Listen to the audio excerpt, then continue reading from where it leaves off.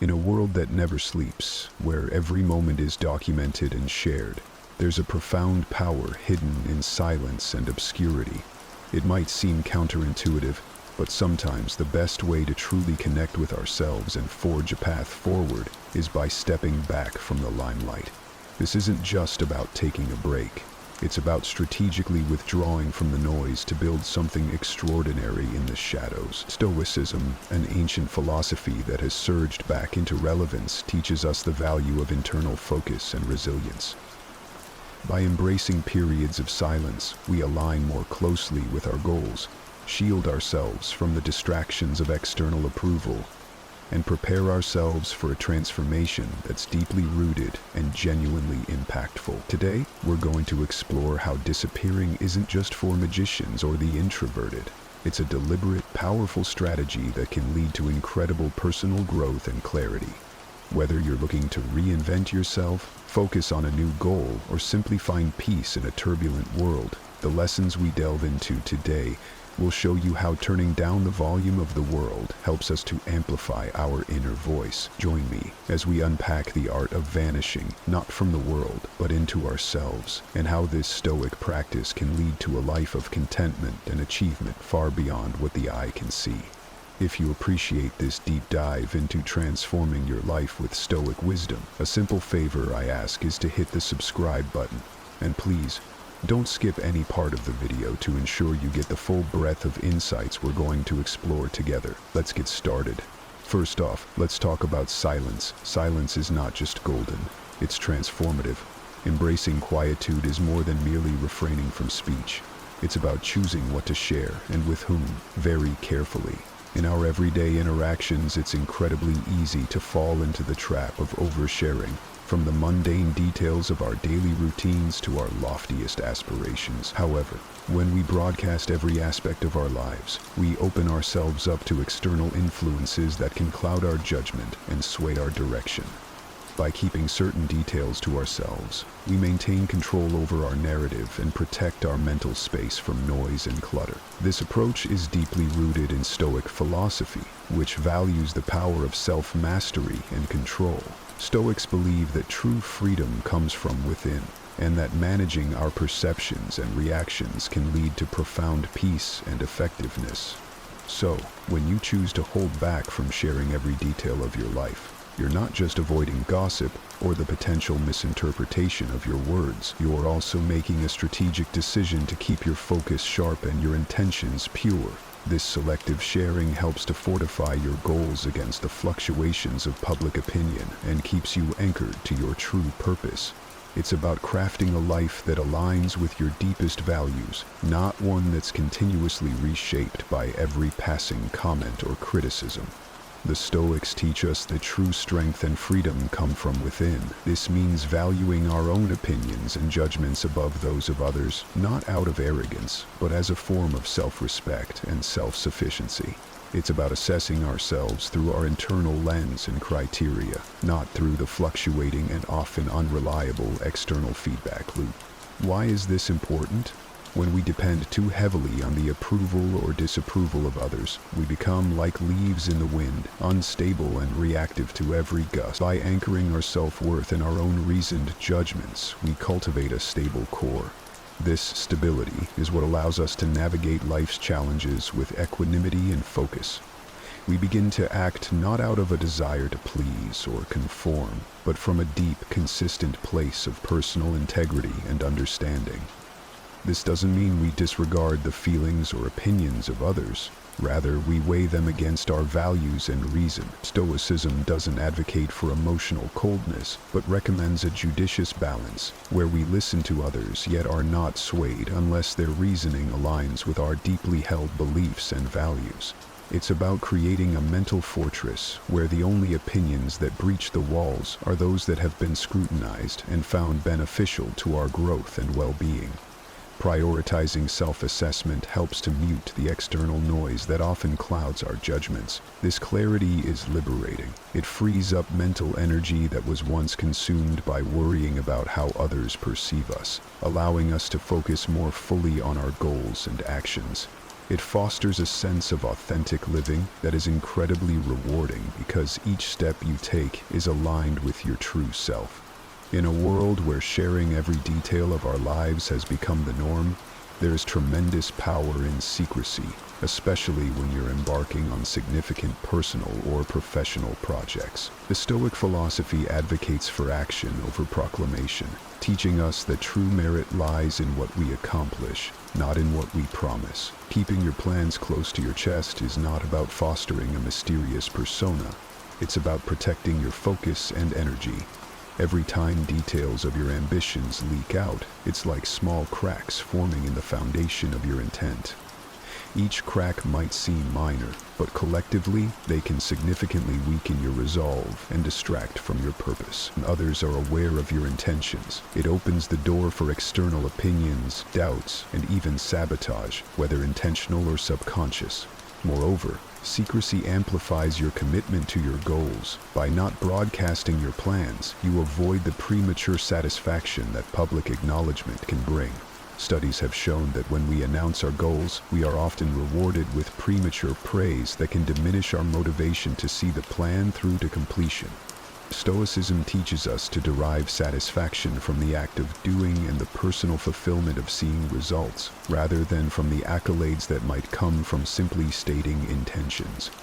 Additionally, keeping plans to yourself aligns with the Stoic practice of focusing on internal validation rather than external approval. It encourages a reflective and deliberate approach to your ambitions. You become more thoughtful in your actions and decisions because you are not influenced by the immediate reactions of others. This inward focus is crucial for deep, meaningful progress and aligns with the Stoic ideal of self-sufficiency. Whether you're advancing in your personal development, experiencing financial gains, or enhancing a skill, the journey you're on is deeply personal and inherently valuable. In the Stoic philosophy, progress is not a means to an end, but an end in itself. The true value lies not in the accolades or recognition that may come from your achievements, but in the personal growth and the virtues you develop along the way. Revealing your progress can inadvertently open the floodgates to external influences that might skew your perception or dilute your focus.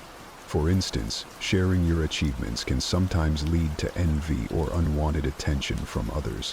While some may offer genuine praise, others might project their insecurities or competitiveness, which can create an environment filled with negative energy and potential distractions.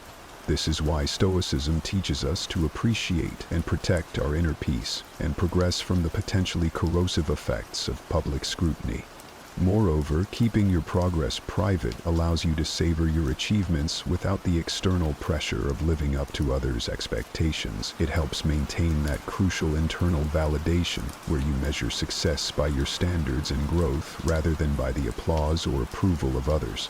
This self-referential approach is not only liberating, but also aligns with the Stoic ideal of self-sufficiency and resilience. You become less dependent on external validation and more focused on the intrinsic rewards of your efforts. Additionally, privacy in your progress nurtures a reflective and humble approach to personal growth. It encourages you to continually look inward, assess your development, and make adjustments based on your self-evaluation rather than external feedback. This introspection is a vital component of Stoic practice, fostering a deeper connection with your core self and ensuring that your advancements are both meaningful and aligned with your ultimate life goals. Inevitably, along your journey, you'll encounter setbacks and challenges. How you deal with these can fundamentally shape your path forward. The Stoic philosophy offers a powerful perspective here. Embrace your failures privately. This isn't about hiding your struggles out of shame or fear of judgment. It's about understanding and utilizing these experiences as vital ingredients for growth. Stoicism teaches us to see every obstacle as an opportunity to practice virtues such as resilience, courage, and persistence. By handling your struggles internally, you turn inward to reflect on these experiences deeply. This private contemplation allows you to extract valuable lessons without the external noise of pity or unsolicited advice.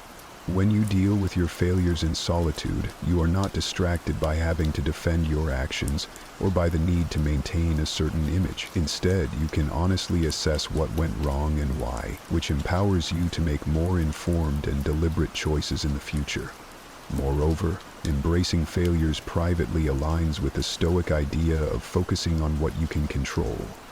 You might not be able to control the outcome of every endeavor, but you can control your reactions and your mindset when setbacks occur. Instead of looking outward for validation or commiseration, look inward. Ask yourself what this failure teaches you, how it can contribute to your character, and how it can refine your strategies moving forward. This internal processing of failures builds mental toughness and independence, qualities that are essential for anyone striving to lead a life governed by Stoic principles.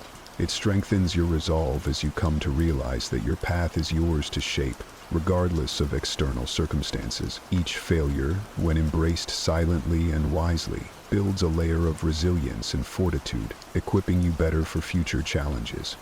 As you step into the silence, the first task is to crystallize your objectives.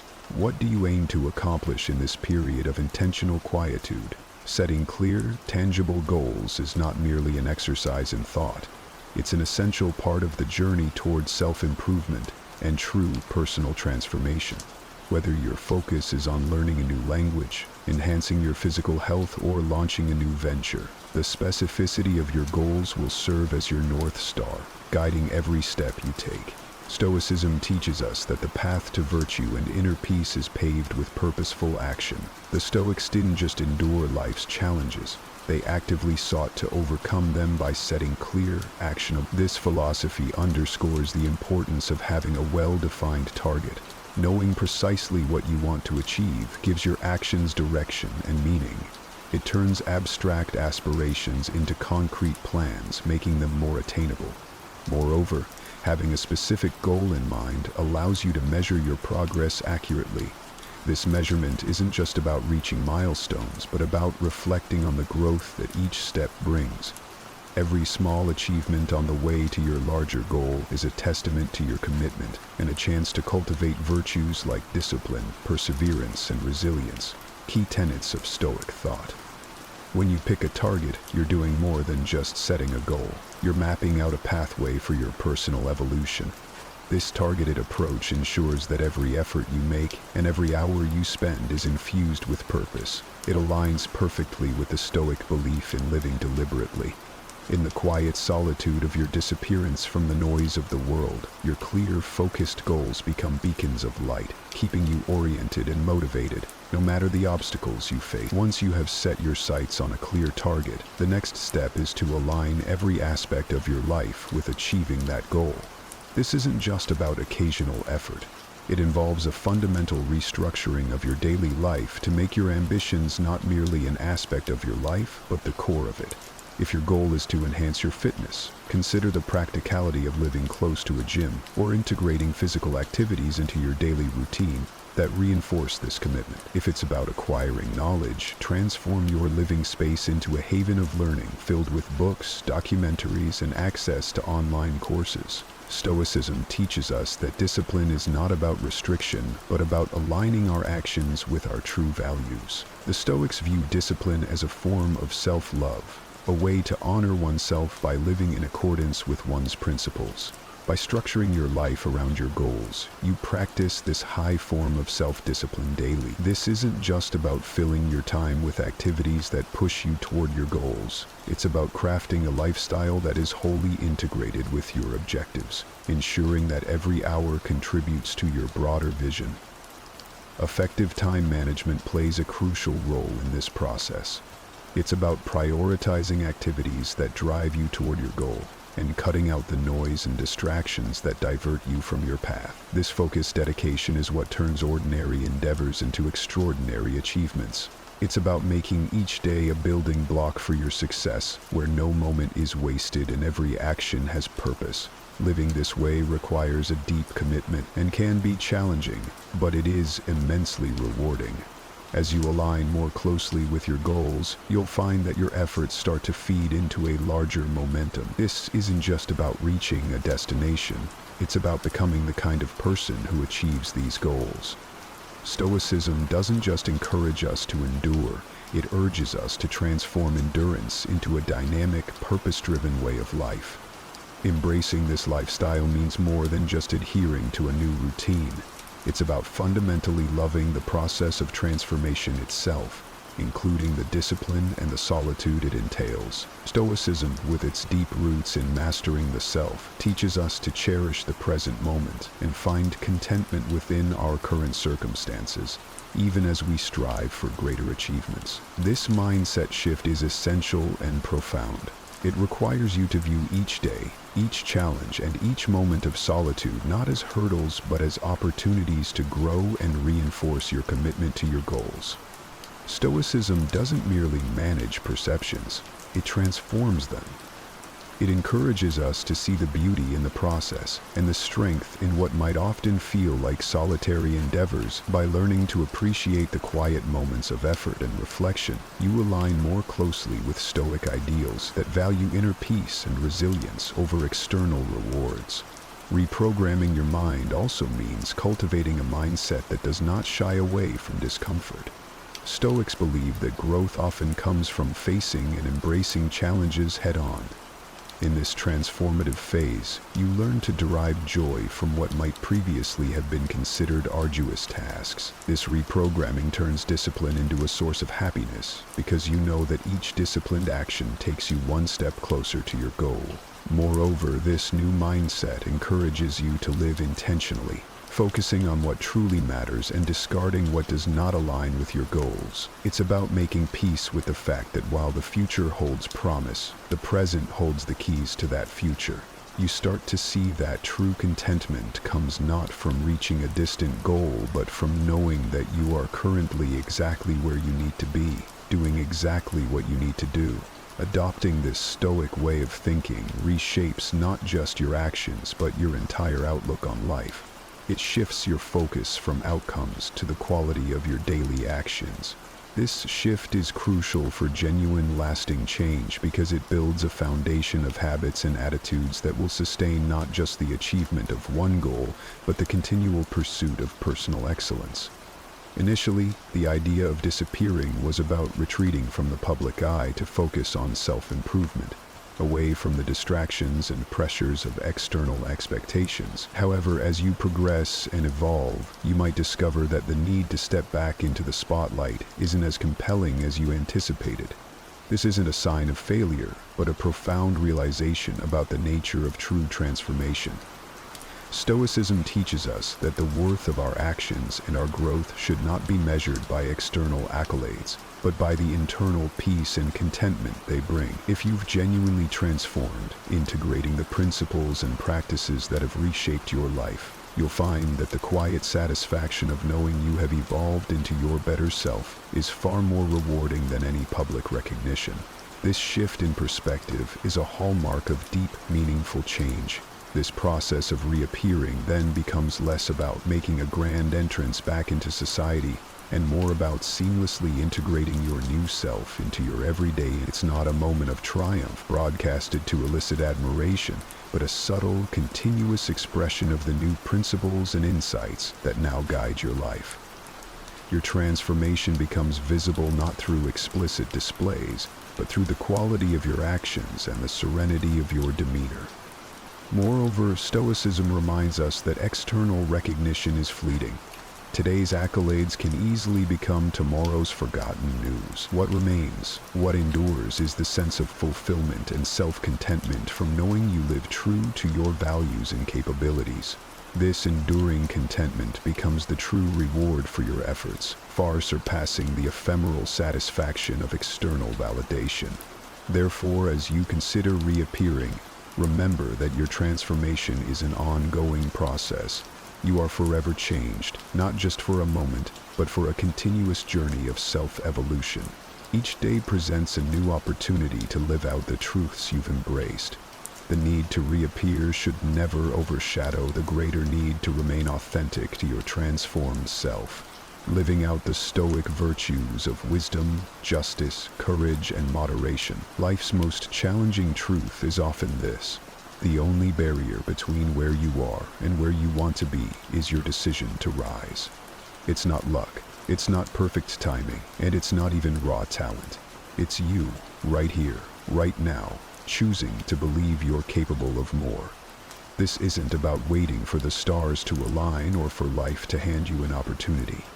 The Stoics knew better. Epictetus taught that while we can't control external events, we always control how we respond to them. And today, we're focusing on one of the most transformative responses you can have, the decision to act as if you're the best. Let's be honest, doubt is universal. That nagging voice whispering you're not ready, not qualified, not enough. But what if you didn't need to wait until you felt ready? What if the secret to becoming the best was deciding to carry yourself like you already are? The truth is, progress isn't made by waiting for the perfect moment. It's made by stepping forward with confidence and intent, even when the path ahead feels uncertain.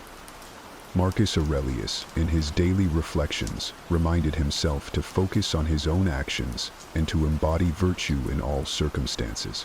That's what we're diving into today, the mindset shift that can reshape how you face challenges, pursue goals, and live your life. This isn't about arrogance or pretending to be something you're not. It's about unlocking your full potential by embracing the power you already have. If this resonates with you, I have a small favor to ask. Hit the subscribe button. It's free, and it helps us bring more of this content to people like you. Now let's get started. 1. The power of deciding to be the best. The moment you decide to live up to your full potential is the moment your life starts to change. It's not about waiting for the right opportunity or hoping for external circumstances to improve. It's about making an internal decision, a decision to show up every day as the best version of yourself.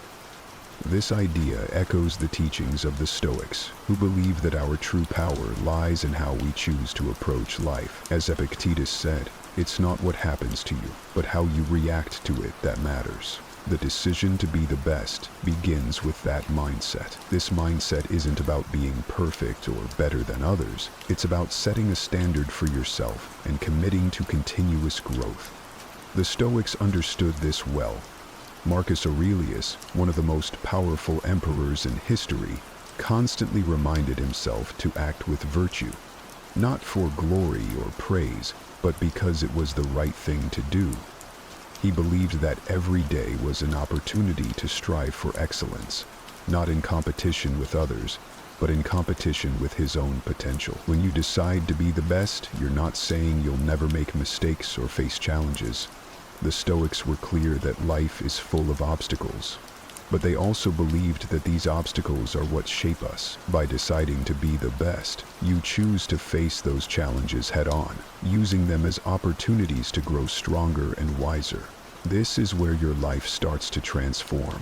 It's not about waiting for the perfect moment. It's about making the choice now, in this moment, to act with purpose and confidence. From this decision, everything else flows. You raise your standards, your actions align with your goals, and you begin to move closer to the person you know you can be. That's the power of deciding to be the best. 2. What if I'm not the best? Some of you might be thinking, but I'm not the best. I'm nowhere close. How can I act as if I am? And that's completely understandable. It's natural to feel like you're not at the top. But here's the thing. You don't have to be the best to act like the best. The beauty of this mindset is that it works even when you're not at the top. Acting as if you're the best doesn't mean pretending or being delusional. It's about shifting your mindset to unlock your full potential, and that starts with how you view yourself. This aligns perfectly with Stoicism. The Stoics believed that we have control over our mindset and how we respond to life's challenges. So, even if you're not the best right now, you can still choose to carry yourself with confidence, discipline, and purpose, traits that the best exemplify. When you act as if you're the best, something powerful starts to happen. You begin to believe it, and when you believe it, you start to become it. This isn't some magical thinking or false confidence. It's a proven psychological shift that affects your actions. The Stoics taught us that our beliefs shape our behaviors. When we act as if we are capable and competent, we become more so. This is a self-fulfilling prophecy, a concept the Stoics were well aware of. Take a job interview, for example. If you walk in nervous, doubting yourself, and thinking you're not good enough, you're likely going to perform poorly. But if you walk in with the mindset that you are the best person for the job, carrying yourself with confidence, speaking clearly about your skills, and believing in your value, that changes everything. Even if you don't get the job, that shift in mindset prepares you for the next opportunity. You've practiced confidence and build resilience, which will serve you moving forward. So, when you say to yourself, "I'm not the best," the Stoics would remind you, that's not the point. The point is to act as if you are. By doing so, you align your actions with the person you want to become, and your ability to control your life will improve. So, the goal isn't to be perfect, but to continuously strive for excellence, always improving, just as Stoic philosophy teaches us. 3. Why acting like you're the best matters. When I say act as if you are the best, I don't mean strutting around like you're better than everyone else. Far from it. Acting like you're the best isn't about looking down on others or becoming arrogant. It's about holding yourself to the highest possible standard and striving for excellence, not for external validation, but for your own growth. So when I say act as if you're the best, I'm talking about adopting the mindset of someone who is already at the top of their game. This is the kind of mindset we're after. Acting like you're the best isn't about pretending to know everything or never making mistakes. It's about showing up with the belief that you are fully capable of handling whatever comes your way. This belief shapes your actions. When you believe you're the best, you act like it. You carry yourself with confidence, and people notice. The Stoics would remind us that this confidence isn't external, it's internal. It comes from knowing that you're living in alignment with your values and doing your best in every situation. The key difference here is that arrogance seeks to elevate you above others, but acting like you're the best is about lifting yourself up to your own highest potential. It's about striving for excellence while staying humble and grounded, just like the Stoics taught. You're not aiming for perfection, but for progress, always working on yourself, always learning, and always moving forward. Or practice makes reality. When you hear the phrase, act as if you're the best, it might feel like pretending at first, and maybe, in a sense, it is. But here's the truth. What you consistently practice becomes your reality. The Stoics understood this well. Seneca famously said, "We become what we repeatedly do." Excellence, then, is not an act, but a habit. This means that the more you practice something, whether it's confidence, discipline, or resilience, the more it becomes part of who you are. Let's break this down. When you start acting as if you're the best, it might feel unnatural. You might think, who am I to carry myself with such confidence? But the beauty of human nature is that we are incredibly adaptable. The Stoics believed that we are shaped by our thoughts and actions. If you consistently act with confidence, you start to feel more confident. If you make disciplined choices in your life, over time, you become more disciplined. While away the summer, it's not about faking it forever. It's about practicing the qualities you want to embody until they become second nature. Think of it like building a muscle. At first, lifting weights feels hard, even uncomfortable, but as you keep practicing, your strength grows. Acting as if you're the best works the same way. Each time you practice it, you reinforce that mindset, and eventually it becomes less of an act and more of a habit. The Stoics understood this process. Epictetus often reminded his students that we have control over how we respond to the world. By practicing virtuous actions, we align our inner selves with the kind of person we want to become. Let's say you want to become more confident in social situations. At first, you might feel awkward, like you're putting on a show. But the more you practice standing tall, speaking clearly, and engaging with others, the more you begin to feel that confidence. Eventually, it stops feeling like an act, and you realize that you've actually become more comfortable in these situations. The same goes for any area of life. If you practice making healthy choices, over time you become someone who naturally lives a healthier lifestyle. If you practice managing your finances well, you eventually become someone who is financially secure. The Stoic idea of practicing virtue teaches us that we don't have to wait for change to happen. We can create it through our daily actions. The key is consistency. It's not about doing it once and expecting a transformation. It's about showing up every day and practicing the qualities that align with your highest potential. Over time, what started as practice becomes your reality. You become the best version of yourself by repeatedly acting like it. As the Stoics taught, your actions shape your character, and your character shapes your life. So, keep practicing because your reality is being built by what you do each day. 5. Continuous growth. The Stoics believed in the importance of continuous growth, and that's exactly what this mindset is all about. Acting as if you're the best doesn't mean you think you've reached perfection or that you can stop improving. In fact, it's the opposite. It's about committing to a life of constant learning, discipline, and refinement. The Stoic philosopher Seneca said, "As long as you live, keep learning how to live." This means that no matter how good you become, there's always room for growth. The best people in any field, whether it's a skilled athlete, a successful business person, or a wise philosopher, never stop improving. They remain students of life. When you act as if you're the best, you're committing to this same process of mastery. You're saying, "I'm going to carry myself like the best, and I'm going to put in the work to become the best." This mindset is rooted in humility, not arrogance. The Stoics valued humility deeply. Marcus Aurelius, despite being one of the most powerful men in the world, constantly reminded himself to stay grounded and continue improving. He didn't see his position as the end of the road, but as a responsibility to strive for personal excellence every day. When you adopt this mindset, you're doing the same. You're striving to be better today than you were yesterday, knowing that growth is a lifelong pursuit. Acting as if you're the best means raising your own standards. It means taking responsibility for your personal development in every area of life. In your relationships, for example, it's about asking yourself, what would the best version of me do? How would the best partner, the best friend, or the best parent behave? It's not about pretending to be perfect, but about continuously working to improve and show up as the best version of yourself.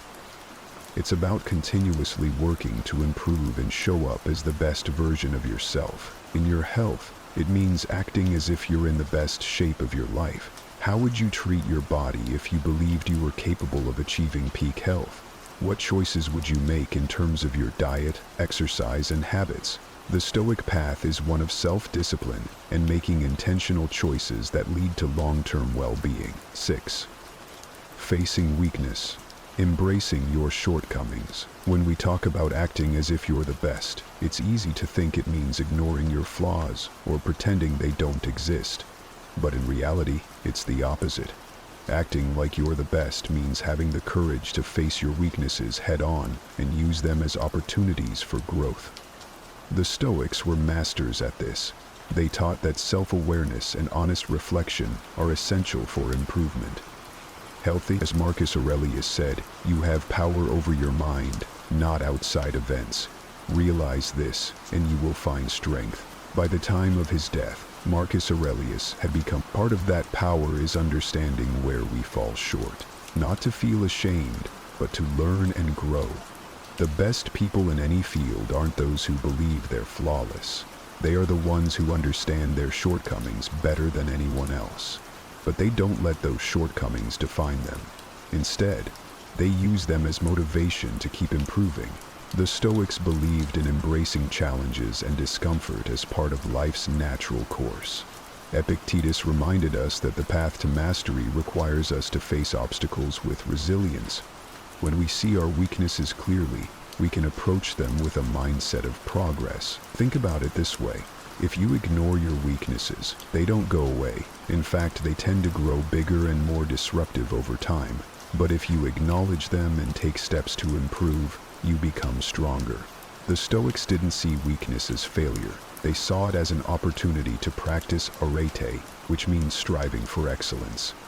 When you face your weaknesses, you're giving yourself the chance to become better, more disciplined, and more capable. This process requires humility. Acting like you're the best doesn't mean you think you're perfect. It means you're committed to continuous growth. You can be confident in your strengths while being fully aware of where you need to improve. The Stoics, especially Seneca, often wrote about the importance of learning from every experience, even failures. In fact, Seneca believed that failure and setbacks are often our greatest teachers. They reveal where we need to grow and push us to develop the skills or mindset we might lack.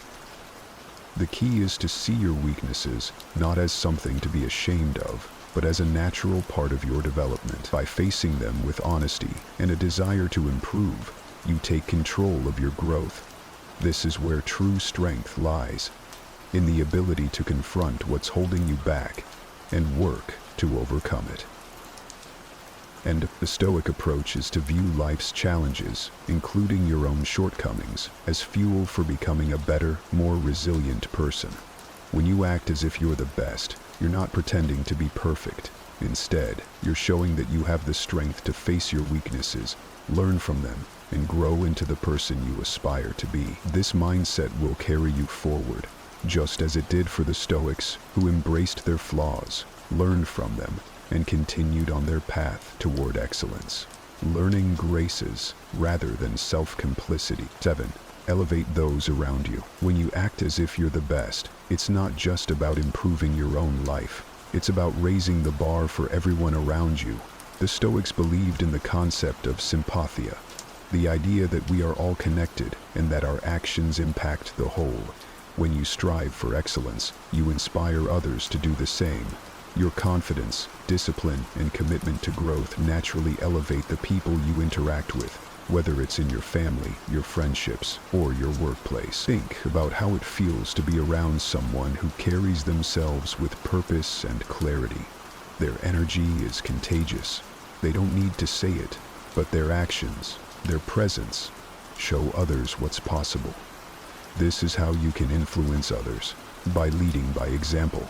When you act as if you're the best, you become a source of inspiration for those who might be struggling with self-doubt or uncertainty.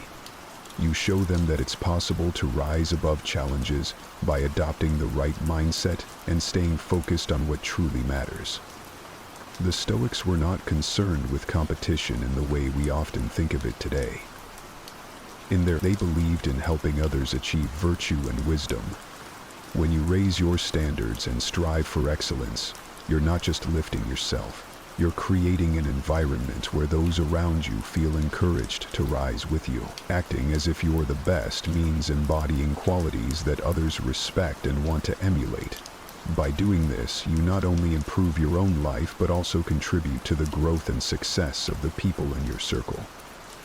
It's a ripple effect of positive change, just as the Stoics would have intended. 8. How to handle failure. Failure is something we all face, and the Stoics understood this deeply. They taught that failure is not something to be feared, but rather an inevitable part of life's journey. Marcus Aurelius famously said, "The impediment to action advances action. What stands in the way becomes the way." In other words, failure is not the opposite of success. It's part of the path toward it. When you act as if you're the best, it doesn't mean you believe you'll never fail. It means you approach failure with resilience, knowing that every setback is an opportunity to learn and grow. The Stoics believed in focusing on what you can control. You can't always control the outcome, but you can control how you respond to failure. Instead of seeing failure as a personal defeat, see it as feedback, a lesson on what didn't work and how you can improve. Epictetus reminded his students that we should accept failure as part of life and use it to build our character. Failure isn't a reason to give up, but a reason to keep going. armed with more knowledge and experience. When you face failure with the Stoic mindset, you stop seeing it as something to avoid. Instead, you embrace it as a chance to practice perseverance and adaptability. The best people in any field, whether in business, sports, or philosophy, aren't those who never fail, but those who know how to bounce back stronger each time. As the Stoics taught, our true strength comes from how we rise after we fall. So the next time you fail, remember that it's not the end of the story. It's a crucial step on your journey to greatness. Acting as if you're the best isn't a one-time thing. It's a daily practice. The Stoics believed in the importance of consistent, deliberate action. Marcus Aurelius, in his Meditations, urged himself to approach each day with purpose and intention. He wrote, "When you arise in the morning, think of what a precious privilege it is to be alive, to breathe, to think, to enjoy, to love." Second sermon, ever felt like life is pulling you in a million different directions, and no matter how hard you try, you just can't seem to find your footing? Well, you're not alone.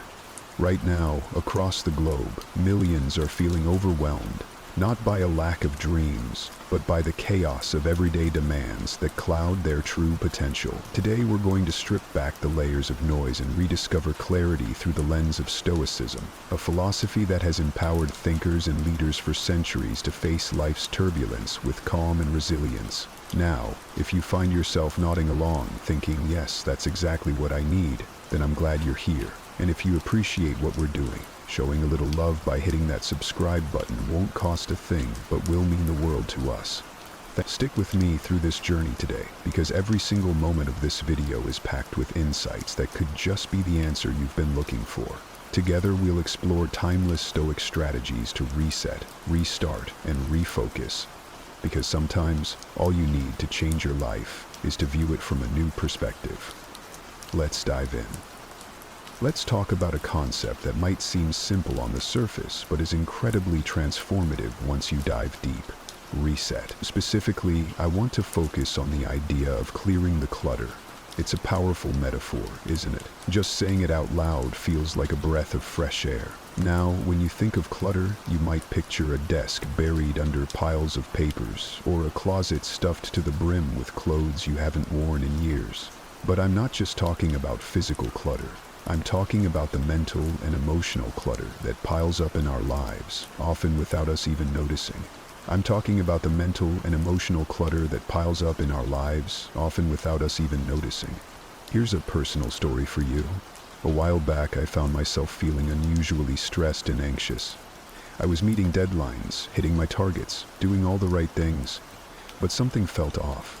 My mind felt cluttered, like an attic filled with old boxes. Boxes of worries, doubts, and old grudges I couldn't seem to throw out. I needed a reset, not just superficially but deeply. The Stoics, like Seneca and Marcus Aurelius, often spoke about the importance of simplifying life to see clearly. They believed in discarding not just unnecessary physical possessions, but also unnecessary thoughts and emotions that complicate our lives. This Stoic principle became my guiding light. I began by asking myself tough questions, the kind that make you pause and really think. What am I holding on to that no longer serves me? What fears are just old habits in disguise? This process of questioning is like sorting through that attic. Each item, each thought, each emotion needs to be picked up, examined, and then, most importantly, decided upon. Do I keep it? Do I let it go? This is where the real clearing starts. It's about recognizing that some worries are just noise, distractions from what truly matters. They don't need to be in my space, in my head, or in my heart. Resetting is about making space for new growth, new experiences. It's like preparing a garden at the start of spring. You clear out the dead leaves and weeds, not because the work is fun, but because you know it's necessary. For new life to thrive, the Stoics remind us that every new day brings with it a chance to start afresh, to realign with our values and our goals. They teach us that freedom comes not from external achievements, but from internal balance and peace. As I embarked on this journey of clearing out, I started small. I tackled one box at a time. One week I focused on letting go of a grudge. Another week it was about dialing back the self-doubt, turning down the volume on that critical inner voice that said, "You can't do this." Each act of letting go felt like a weight lifting off my shoulders.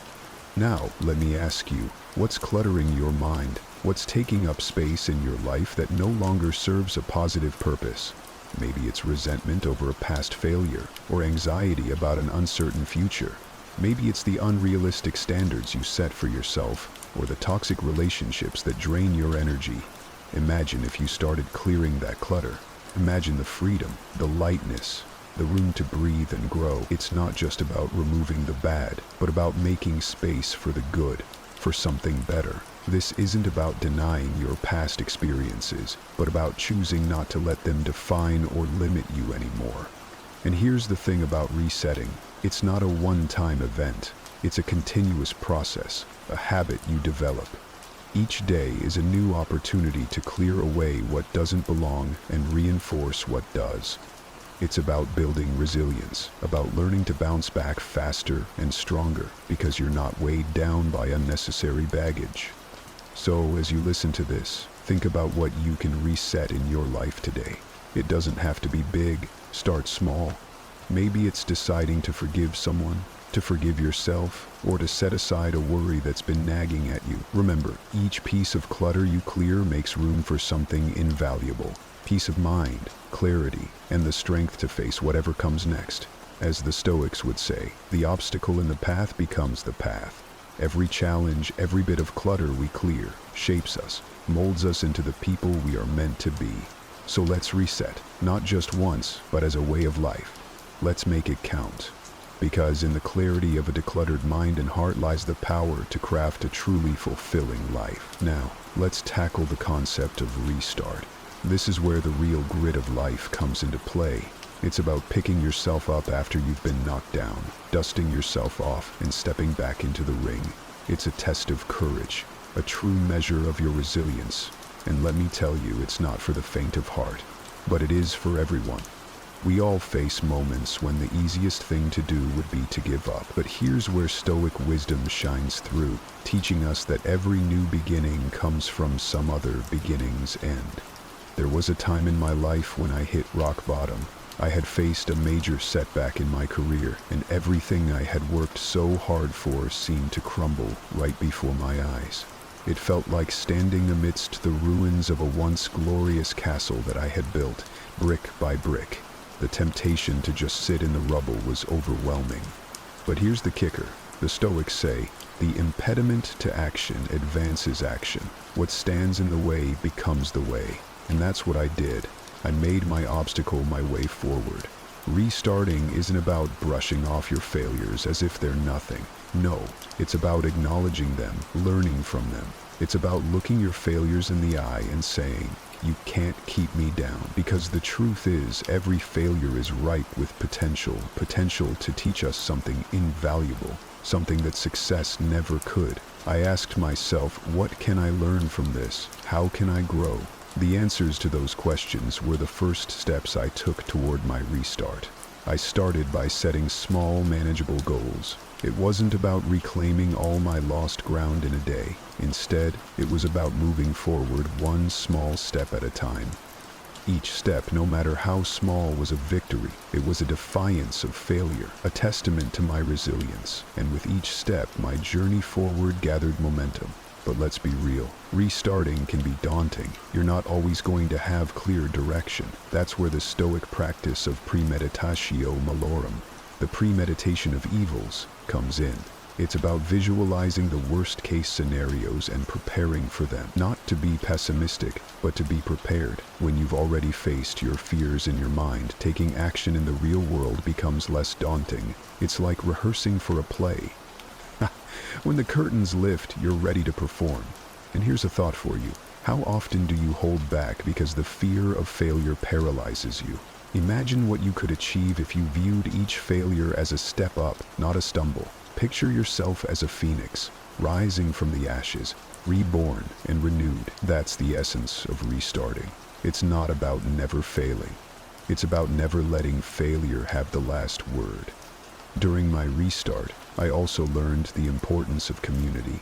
Sharing my struggles, being vulnerable, it connected me with others who were on their own paths of restarting. We supported each other, cheered for each small win, and pushed through setbacks together. Remember, you're not alone. Reach out, connect, share your journey. The strength you gain from others can be your greatest asset when restarting. Stoicism also teaches us the value of amor fati, a love of fate. It means embracing everything that happens to you, including your failures. It's about saying, this is exactly what I needed, because sometimes the lessons we need most can only be learned the hard way. Embracing your journey with all its ups and downs makes restarting not just a necessity, but a privilege. So, if you're standing at the crossroads, unsure if you can face starting over, let me leave you with this. Every restart is a declaration of hope. It's a commitment to yourself that you are not defined by your past, but by the courage you show in moving forward. And every time you choose to restart, you are taking another step toward becoming the person you are meant to be. Don't wait for the perfect moment to restart. Create it. Make today the day you pick up the pieces and craft a new beginning. Your next chapter is waiting to be written, and it starts with a single decision: to rise, restart, and embrace the journey ahead. Remember, in the words of Marcus Aurelius, very little is needed to make a happy life. It is all within yourself, in your way of thinking. So, think like a Stoic, restart like a warrior, and transform your life into the masterpiece it's meant to be. Now let's talk about a crucial step in our journey of self-reinvention: refocusing. Refocusing is about keeping your eyes on the prize, about aligning your daily actions with your ultimate goals. It's easy to get sidetracked in this fast-paced world, to lose sight of what we truly want. The noise of everyday life can drown out our deepest desires and true intentions. But here's where the art of refocusing comes into play, guiding us back to our path, to what really matters. There was a time in my life when I felt I was drifting.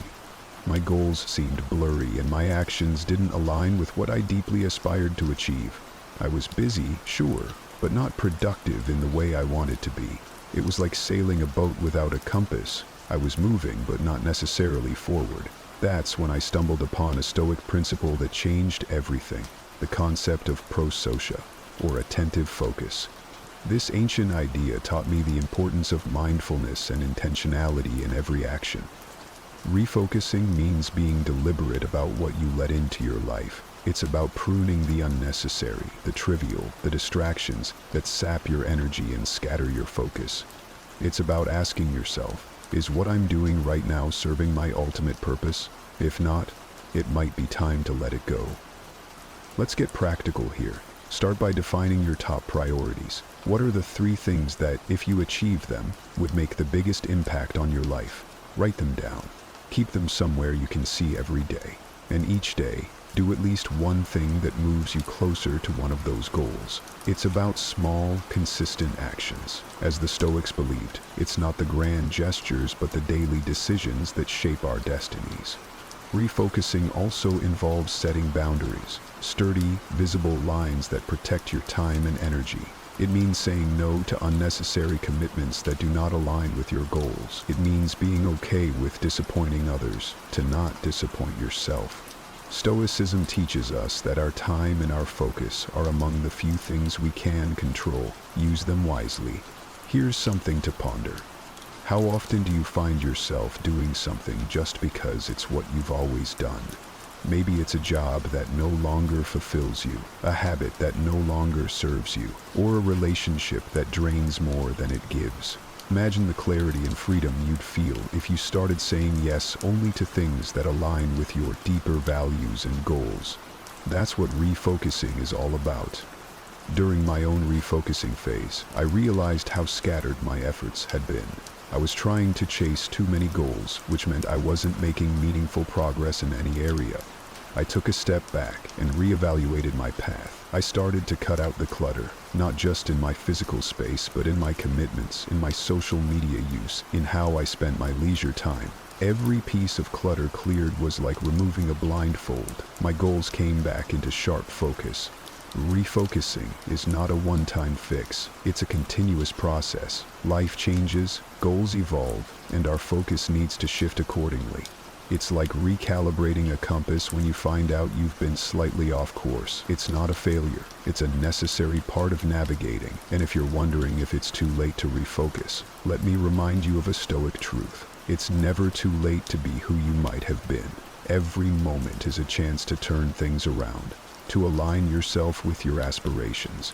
Your past decisions do not have to dictate your future. The power to change your focus lies in your hands, right here, right now. So take a moment today to ask yourself, what am I focusing on? Is it what matters most to me? If not, what can I change? Remember, refocusing is about more than just achieving goals. It's about crafting a life that's truly worth living, a life that reflects your deepest values and aspirations.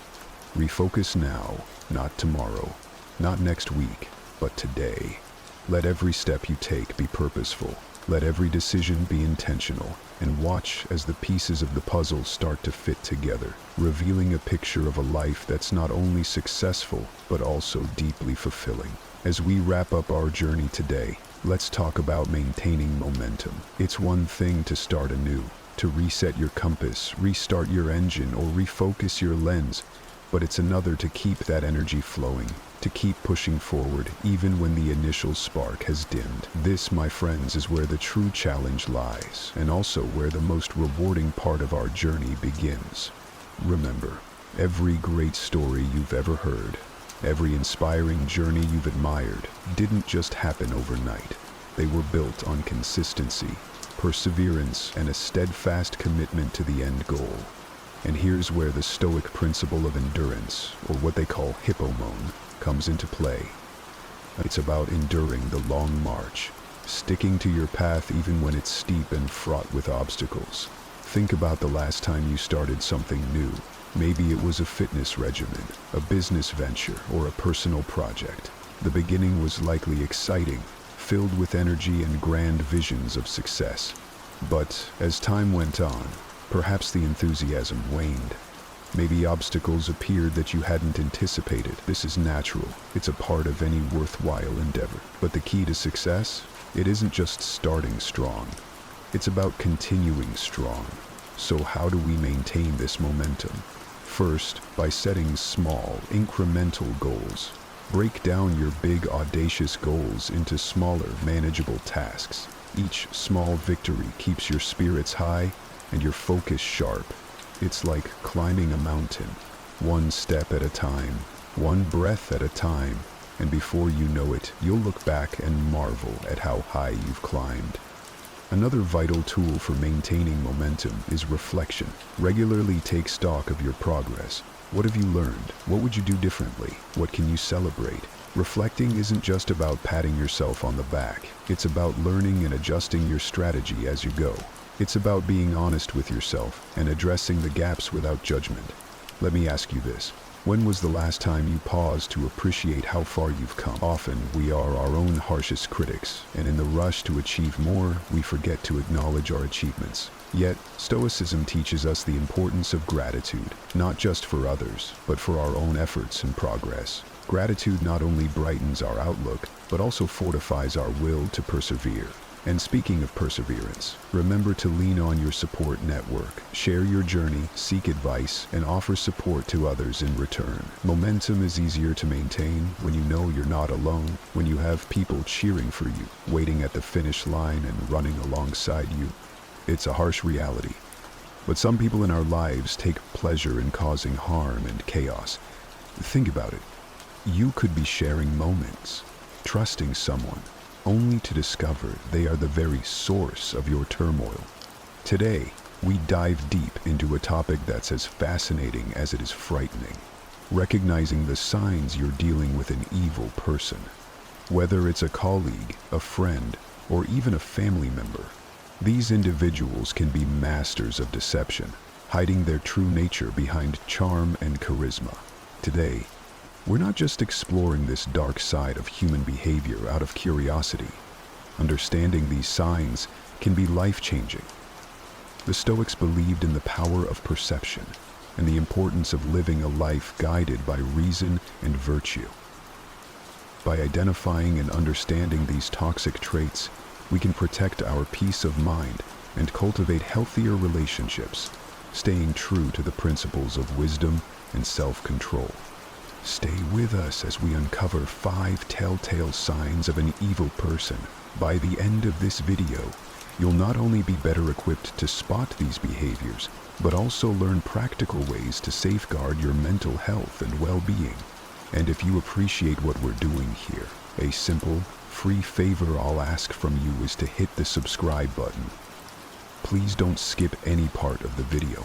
You won't want to miss our special bonus section, where I'll share an effective strategy for setting firm boundaries with these individuals. Let's embark on this journey of self-awareness and resilience together. Number 1, charming and charismatic at first. When we talk about people who seem charming and charismatic at first, it's important to remember that appearances can be deceiving. These individuals often have a way of lighting up a room, making everyone around them feel special and valued. They know exactly what to say to make you feel like you've just made a new best friend. At first glance, they seem like the perfect person, witty, engaging, and seemingly interested in your life. It's easy to get swept up in their charm, thinking you've found someone truly special.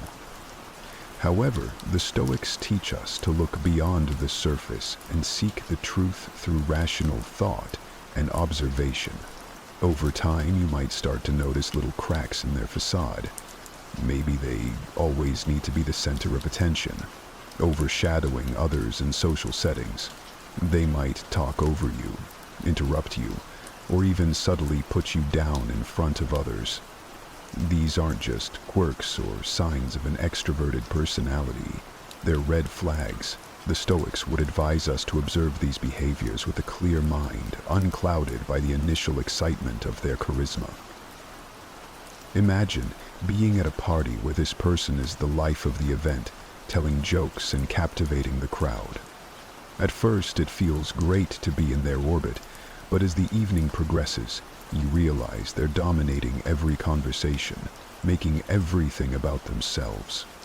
When you try to share something about your life, they quickly redirect the topic back to them.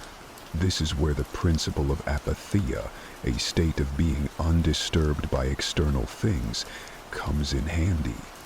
By staying emotionally balanced, you can see through their charming act and recognize the self-centered nature underneath. It's also crucial to pay attention to how they react when things don't go their way.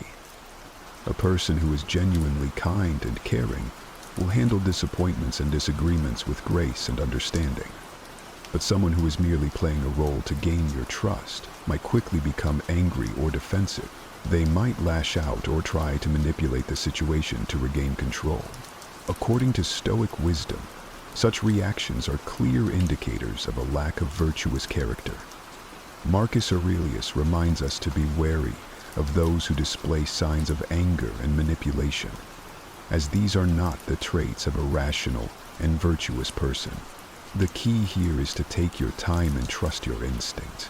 The Stoics believed in the power of observation and the importance of not rushing to judgment based on first impressions. Epictetus taught that we should carefully evaluate the character of those we allow into our inner circle. So, if someone seems too good to be true, give yourself the space to observe their actions over time. Notice how they treat others, especially when they think no one is watching. True character is revealed in how a person behaves when they aren't trying to impress anyone. Remember, not everyone who seems charming and charismatic has good intentions. Some people use their charm as a tool for manipulation. By staying grounded and mindful, you can protect yourself from being taken in by a superficial facade. Stay true to the principles of wisdom and discernment, and you'll be better equipped to navigate these complex social interactions. Another crucial sign to watch out for: a lack of empathy.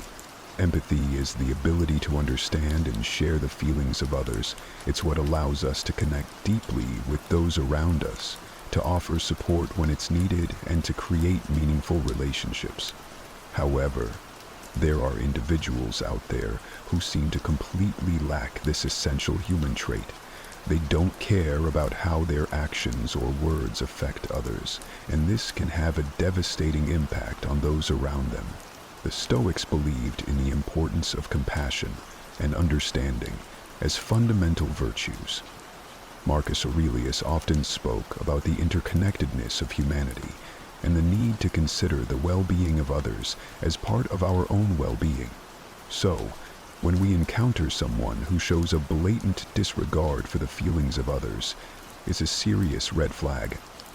Imagine you're sharing something deeply personal with a friend, hoping for some comfort or understanding. Instead of showing any genuine concern, they brush off your feelings or even mock your vulnerability. This lack of empathy can make you feel isolated and misunderstood. It's not just about them not being there for you in tough times. It's also about them failing to share in your joy or celebrate your successes. A person who lacks empathy won't cheer for your achievements. They might even undermine them or take credit themselves. This behavior is not just limited to personal relationships. Consider a boss who pushes their employees to the brink, showing no concern for their well-being. They might demand long hours without fair compensation, ignore requests for time off, or publicly criticize employees in a way that's meant to humiliate rather than constructively guide. This creates a toxic work environment where people feel undervalued and stressed.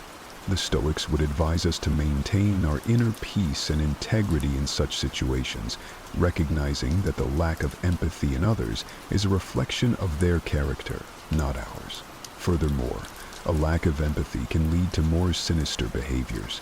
People who cannot empathize with others may engage in actions that are outright cruel or without any sense of guilt or remorse.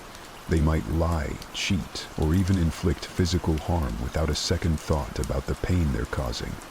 The Stoic philosopher Seneca emphasized the importance of kindness and justice, teaching that our actions should always reflect our inner virtue. When someone lacks empathy, they're fundamentally disconnected from these values. Lack of empathy is also evident in smaller, everyday interactions. For example, you might notice that someone constantly interrupts conversations to talk about themselves, shows little interest in what others have to say, or fails to offer help when it's clearly needed. These might seem like minor annoyances at first, but they add up to a pattern of behavior that reveals a deeper issue. The Stoics would remind us to be observant and discerning, understanding that these small signs are indicative of a person's true character. If you find yourself dealing with someone who consistently lacks empathy, it's important to set boundaries to protect your own mental and emotional health. The Stoics believed in the importance of maintaining our own well-being and not allowing the negativity of others to disturb our peace. You have the right to distance yourself from those who drain your energy and bring you down. Another major sign of an evil person is manipulation. Manipulation occurs when someone uses deceit or cunning tactics to control or influence others to get what they want. It's a subtle, often insidious behavior that can be incredibly damaging to those on the receiving end. Manipulators are skilled at twisting situations, making you question your reality and bending your will to suit their needs. This can leave you feeling confused, powerless, and unsure of your own judgments. Let's think about manipulation from a Stoic perspective. The Stoics valued clarity of thought and the ability to see things as they truly are. They taught that our perceptions should be grounded in reality and that we should remain steadfast in our principles, no matter the external pressures. When someone manipulates you, they are attempting to cloud your perception and distort reality, making it difficult for you to stay true to these Stoic ideals. The common form of manipulation is gaslighting, where the manipulator tries to make you doubt your own memory, perception, or sanity. They might deny that certain events happened, or they might twist your words and actions to make you feel at fault. For example, let's say you confront a friend about something hurtful they said. Instead of acknowledging it, they might turn the tables, accusing you of being overly sensitive or misremembering the situation. This can erode your confidence and make you reliant on the manipulator's version of reality. Manipulators are also adept at playing the victim. They might guilt-trip you into doing things you don't want to do by making you feel responsible for their happiness or well-being.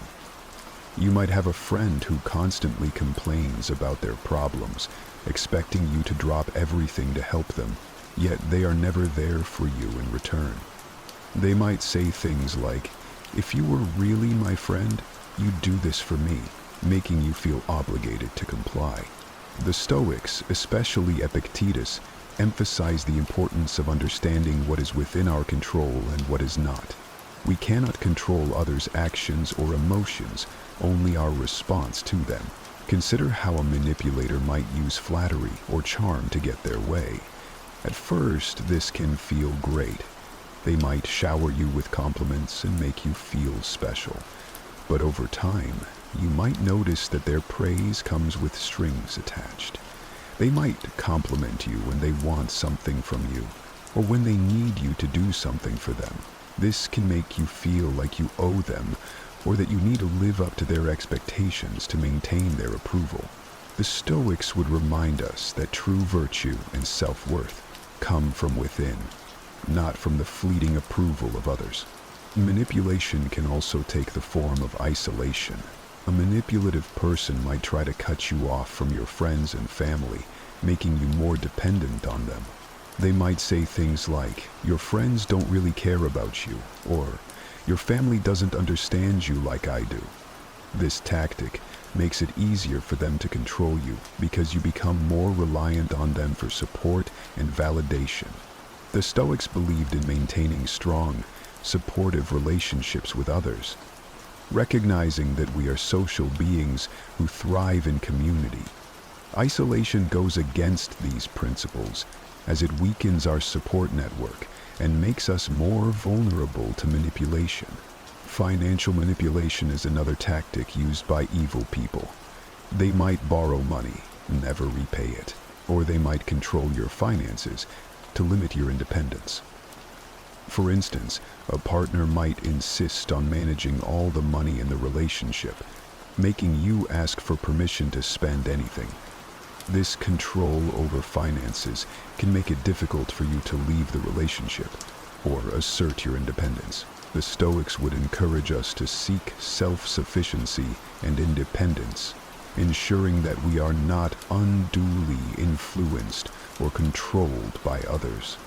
Recognizing manipulation for what it is can be challenging, especially when you care about the person involved. The Stoics teach us to be vigilant and discerning, to see things clearly and to act with integrity. If you suspect someone is manipulating you, take a step back and assess the situation objectively. Are they consistently prioritizing their needs over yours? Do they make you feel guilty or unsure of yourself? Are they trying to control aspects of your life or isolate you from others?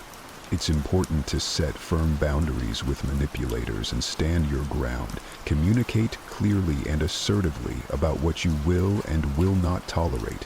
Remember, you have the right to your own thoughts, feelings, and actions. The Stoics remind us that while we cannot control how others behave, we can control how we respond. By maintaining our inner strength and clarity, we can protect ourselves from the harmful effects of manipulation and stay true to our values. One of the most glaring signs of an evil person: controlling behavior. This goes beyond mere preferences or quirks. It's about someone who seeks to dominate every aspect of your life, leaving little room for your own autonomy and decisions. Controlling individuals often disguise their behavior as concern or care, but underneath, it's about power and control. The Stoics, who valued personal freedom and self-control, would see this behavior as fundamentally opposed to living a virtuous life. Controlling behavior can manifest in many ways. For instance, you might have a friend who insists on always choosing where you go and what you do together. While it might seem harmless at first, Over time, you start to realize that your preferences and opinions are consistently ignored or overridden. They might say things like, "I know what's best for us," or "You'll have more fun if you just listen to me." This isn't about mutual decision-making. It's about one person exerting their will over another. In relationships, controlling behavior can become even more dangerous. A partner might monitor your whereabouts, demand constant updates on your activities, and even dictate who you can and cannot see. They might go through your phone, check your messages, or insist on knowing all your passwords. This kind of surveillance and micromanagement can make you feel trapped and anxious, constantly walking on eggshells to avoid conflict. The Stoics, particularly Epictetus, emphasize the importance of maintaining your own inner freedom and autonomy, regardless of external pressures. Control can also come in the form of financial manipulation. A controlling partner or family member might take charge of all financial decisions, doling out money as they see fit, and keeping you financially dependent on them. They might say, "I handle the money because you're not good with finances." Or, "It's easier if I just take care of everything." This can strip you of your financial independence and make it difficult to leave the relationship or assert your own choices. The Stoics believed in self-sufficiency and managing your own resources wisely, viewing financial control as a form of enslavement that must be resisted. Another way controlling behavior shows up is through isolation. A controlling person might try to cut you off from friends and family, claiming that they're the only one who truly understands or cares about you. They might criticize your loved ones, saying things like, "Your friends don't really care about you," or "Your family is toxic." Over time, you might find yourself increasingly isolated, relying solely on the controlling person for support and companionship. The Stoics recognize the importance of community and supportive relationships, seeing isolation as detrimental to both personal growth and well-being. Controlling individuals also often use threats and intimidation to maintain their power. They might threaten to leave you, harm themselves, or even hurt you if you don't comply with their demands. This creates an environment of fear and anxiety, making it difficult to think clearly or make decisions that are best for you. The Stoics, especially Seneca, taught that we should face our fears and not allow others to intimidate us into submission. And true courage and wisdom lie in standing firm against such threats and reclaiming our own power.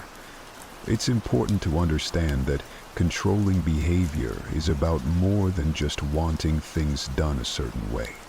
It's about fundamentally undermining your ability to make your own choices and live your own life. The Stoics would advise us to recognize these behaviors for what they are: an attack on our autonomy and a violation of our personal freedom. By staying true to our values and maintaining our inner strength, we can resist the influence of controlling individuals and reclaim our right to live freely. If you find yourself dealing with someone who exhibits controlling behavior, it's crucial to set firm boundaries and assert your independence. Communicate clearly about your needs and limits, and don't be afraid to seek support from others who understand your situation. Remember, the Stoics teach us that we cannot control others, but we can control our own reactions and decisions. By staying grounded in our principles and valuing our own autonomy, we can protect ourselves from the harmful effects of controlling behavior and live more authentic, fulfilling lives. Another unmistakable sign of an evil person is pathological lying. This goes beyond the occasional white lie that most people tell. Pathological liars deceive constantly, often without any apparent reason. They fabricate stories, manipulate facts, and distort reality to suit their own needs or to gain an advantage over others. This behavior can be incredibly damaging to relationships, eroding trust and creating a web of deceit that's difficult to untangle. The Stoics valued truth and integrity above all else. They believed that a virtuous life was grounded in honesty and that deceit was a fundamental betrayal of one's character. Marcus Aurelius emphasized living in accordance with nature, which means aligning our actions with truth and reason. When someone lies pathologically, they are living in direct opposition to these principles, creating a false reality that benefits only themselves. Pathological lying can take many forms. It might start with small, seemingly harmless lies, like embellishing a story to make themselves look better or more interesting. Over time, these lies can escalate, covering up mistakes or wrongdoings and manipulating others to achieve their goals. A pathological liar might claim to have accomplished things they haven't, falsely take credit for others' work, or make up stories about their past to gain sympathy or admiration. This constant dishonesty creates a distorted view of reality where you can never be sure what's true and what's fabricated. Consider how a pathological liar might operate in a workplace. They might lie about their qualifications, exaggerate their contributions to projects, or spread false rumors about colleagues to sabotage them. This can create a toxic environment where trust is undermined and people are constantly on edge, unsure of who to believe. The Stoics would advise us to remain steadfast in our own integrity, not allowing ourselves to be swayed by the deceitful actions of others. Epictetus taught that we should focus on what we can control, our own thoughts and actions, and not be disturbed by the dishonesty of those around us. In personal relationships, pathological lying can be even more destructive. Imagine being in a relationship with someone who constantly lies about their whereabouts, their past, or their feelings. This behavior can make you feel insecure, anxious, and constantly questioning your own perceptions. You might find yourself doubting your memory or second-guessing your instincts, which is exactly what the liar wants. They thrive on creating confusion and instability, keeping you off balance so they can maintain control. The Stoics would remind us to trust our own judgment and not be swayed by the manipulations of others. Seneca taught that true peace comes from within, and that we should not allow the deceit of others to disturb our inner tranquility. One of the most insidious aspects of pathological lying is that it's often difficult to detect at first. Pathological liars can be incredibly convincing, telling their lies with such confidence and detail that it's hard not to believe them. They might mix truth with lies, making it even more challenging to discern what's real. This is where the Stoic principle of vigilance comes into play. We must remain observant and critical, not taking things at face value, but instead seeking the truth through careful consideration and evidence. When you catch someone in a lie, pay attention to how they react. Do they become defensive or aggressive? Do they try to turn the tables and blame you? Or do they offer a plausible explanation that seems to make sense, even if it's just another layer of deceit? A genuine person will admit to their mistakes and strive to correct them, while a pathological liar will double down on their falsehoods, weaving an even more intricate web of lies. The Stoics would counsel us to remain calm and rational in the face of such behavior, recognizing it for what it is and not allowing it to provoke us. It's also important to consider the long-term impact of pathological lying. Over time, it can erode the very foundation of trust that any relationship is built upon. Once trust is broken, it's incredibly difficult to rebuild.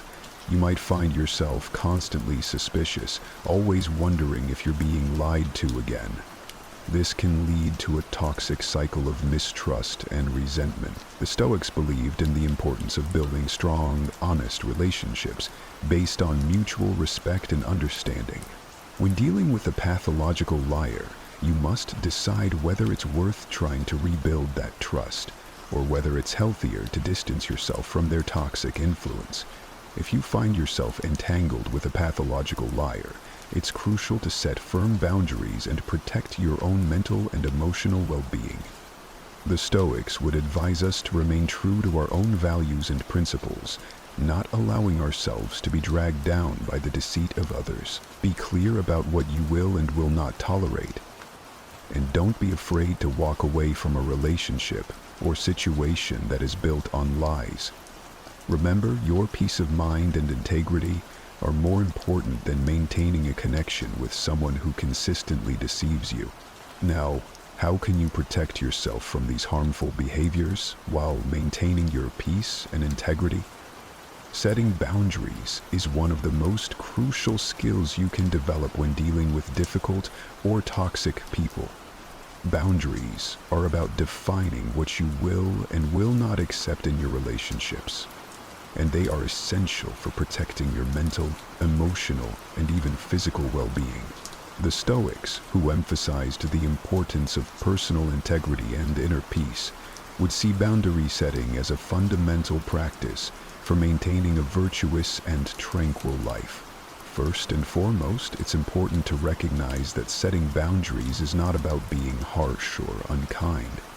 It's about respecting yourself and ensuring that others respect you as well. The Stoics believed in the importance of self-respect and living in harmony with our true nature. By setting clear boundaries, you are not only protecting yourself, but also fostering healthier interactions with others. When it comes to setting boundaries, clarity is key. You need to be specific about what behaviors you will not tolerate and communicate this clearly and assertively. For example, if you have a friend who frequently belittles you or puts you down, you might say, "I appreciate our friendship, but I won't tolerate being spoken to in a disrespectful manner. If this continues, I will have to distance myself." This approach is direct and leaves no room for misinterpretation. According to Stoic principles, this kind of clear communication helps maintain order and respect in relationships. Another important aspect of setting boundaries is consistency. It's not enough to state your boundaries once and expect others to adhere to them without reminders. You must consistently enforce your boundaries, even when it's uncomfortable or difficult. The Stoics, particularly Epictetus, emphasized the importance of discipline and perseverance. By consistently upholding your boundaries, you demonstrate self-respect and teach others how to treat you. If someone repeatedly crosses your boundaries, it's a clear sign that they do not respect you or your limits, and it may be necessary to reassess the relationship. It's also important to remember that setting boundaries is not a one-time event, but an ongoing process. As relationships evolve, your boundaries may need to be adjusted. For instance, in a work environment, you might need to set boundaries around your availability and workload to prevent burnout. You could say to a colleague or supervisor, "I am happy to help with this project, but I cannot take on additional tasks beyond my current responsibilities." The Stoics would advise us to balance our duties and not overextend ourselves to the detriment of our well-being. One of the most challenging aspects of setting boundaries is dealing with the pushback or resistance you might encounter. People who are used to getting their way, especially those with controlling or manipulative tendencies, may not take kindly to your newfound assertiveness. They might react with anger, guilt-tripping, or even attempts to undermine your confidence. The Stoics teach us to remain calm and steadfast in the face of such challenges. Marcus Aurelius wrote about the importance of maintaining our composure and not being swayed by the negative emotions of others.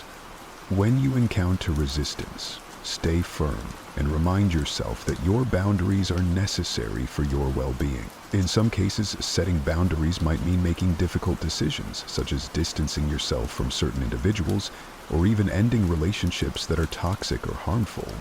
This can be a painful process, but it's essential for preserving your mental and emotional health. The Stoics would remind us that our primary responsibility is to our own virtue and well-being. Seneca often spoke about the importance of choosing our associations wisely, recognizing that the company we keep can significantly impact our character and happiness. By distancing yourself from those who consistently violate your boundaries, you are making a powerful statement about your self-worth. and commitment to living a virtuous life. It's also helpful to seek support from others when setting boundaries. This could mean talking to trusted friends, family members, or a therapist about your experiences and getting their input and encouragement. Sharing your struggles and successes with boundary setting can provide you with valuable perspective and strengthen your resolve. The Stoics valued community and the support of like-minded individuals. Marcus Aurelius often reflected on the interconnectedness of humanity and the importance of mutual support. By leaning on your support network, you can find the strength to uphold your boundaries and maintain your well-being. In addition, practicing self-care is crucial when setting and maintaining boundaries. This includes taking time for yourself, engaging in activities that bring you joy and relaxation, and nurturing your physical and mental health. The Stoics believed in the importance of self-care as a foundation for a virtuous life. Epictetus, for example, emphasized the need to care for our own well-being so that we can be of service to others and fulfill our responsibilities effectively. By prioritizing self-care, you reinforce the message that your well-being is important and deserving of protection. In the chaos of life, there is always a chance to find clarity. This idea, inspired by Sun Tzu's wisdom, ties perfectly into the Stoic approach we're exploring today. Imagine staying calm and steady while the world around you feels out of control. That's the power of Stoicism. And it all starts with mastering silence. Silence isn't just the absence of sound. It's the presence of inner peace and strength. In a noisy, fast-paced world, learning to embrace quiet can give you clarity, focus, and resilience. The Stoics used silence as a tool, not just to retreat, but to reflect, learn, and grow stronger. If you've ever felt overwhelmed by the noise of daily life or craved a sense of calm and control, this is for you. Today, we'll uncover how the art of silence can help you find peace in the chaos and use that stillness to build inner strength. Let's take this journey together and embrace the power of pause. If you're ready to transform your mindset and discover the wisdom of silence, hit the subscribe button and stay tuned until the end. There's so much to uncover. Let's dive in. Number 1. Eliminate distractions. In our constantly connected, always-on world, distractions are not just nuisances. They're barriers to our inner peace and clarity. They fragment our attention, scatter our focus, and frankly, keep us from truly engaging with the profound wisdom that Stoicism offers. But here's where the beauty of Stoic philosophy really shines through. It teaches us not just to endure hardships, but to transform our environment proactively, starting with our minds. Think about it. When we clear away the clutter, the incessant pings, the endless streams of notifications, what are we left with? We're left with space. Space to think, to reflect, to delve deep into the teachings of great Stoic thinkers like Marcus Aurelius or Epictetus, who knew the value of solitude and contemplation. Now, you might wonder, how do we start this process of eliminating distractions? It begins with intentionality. It's about making conscious choices to filter what demands our attention. This could mean setting specific times to check emails or social media, creating a serene workspace, or simply embracing moments of stillness throughout your day. The goal here is not to shun the modern world, but to navigate it with purpose and discernment, much like a Stoic would. But there's more to it than just managing external noise. Eliminating distractions is also about silencing the inner chatter, the doubts, the fears, the endless what-ifs that cloud our judgment and peace. Stoicism offers us tools for this too, urging us to focus on what's within our control and let go of what isn't. This inner tranquility, free from distraction, is where true wisdom flourishes. And let's not forget, when we minimize distractions, we're not just benefiting ourselves, we're improving our relationships, our work, our creativity. We become more present, more attentive, more engaged with the world around us. This presence, this full engagement with the moment, is a gift that allows us to live richer, more meaningful lives.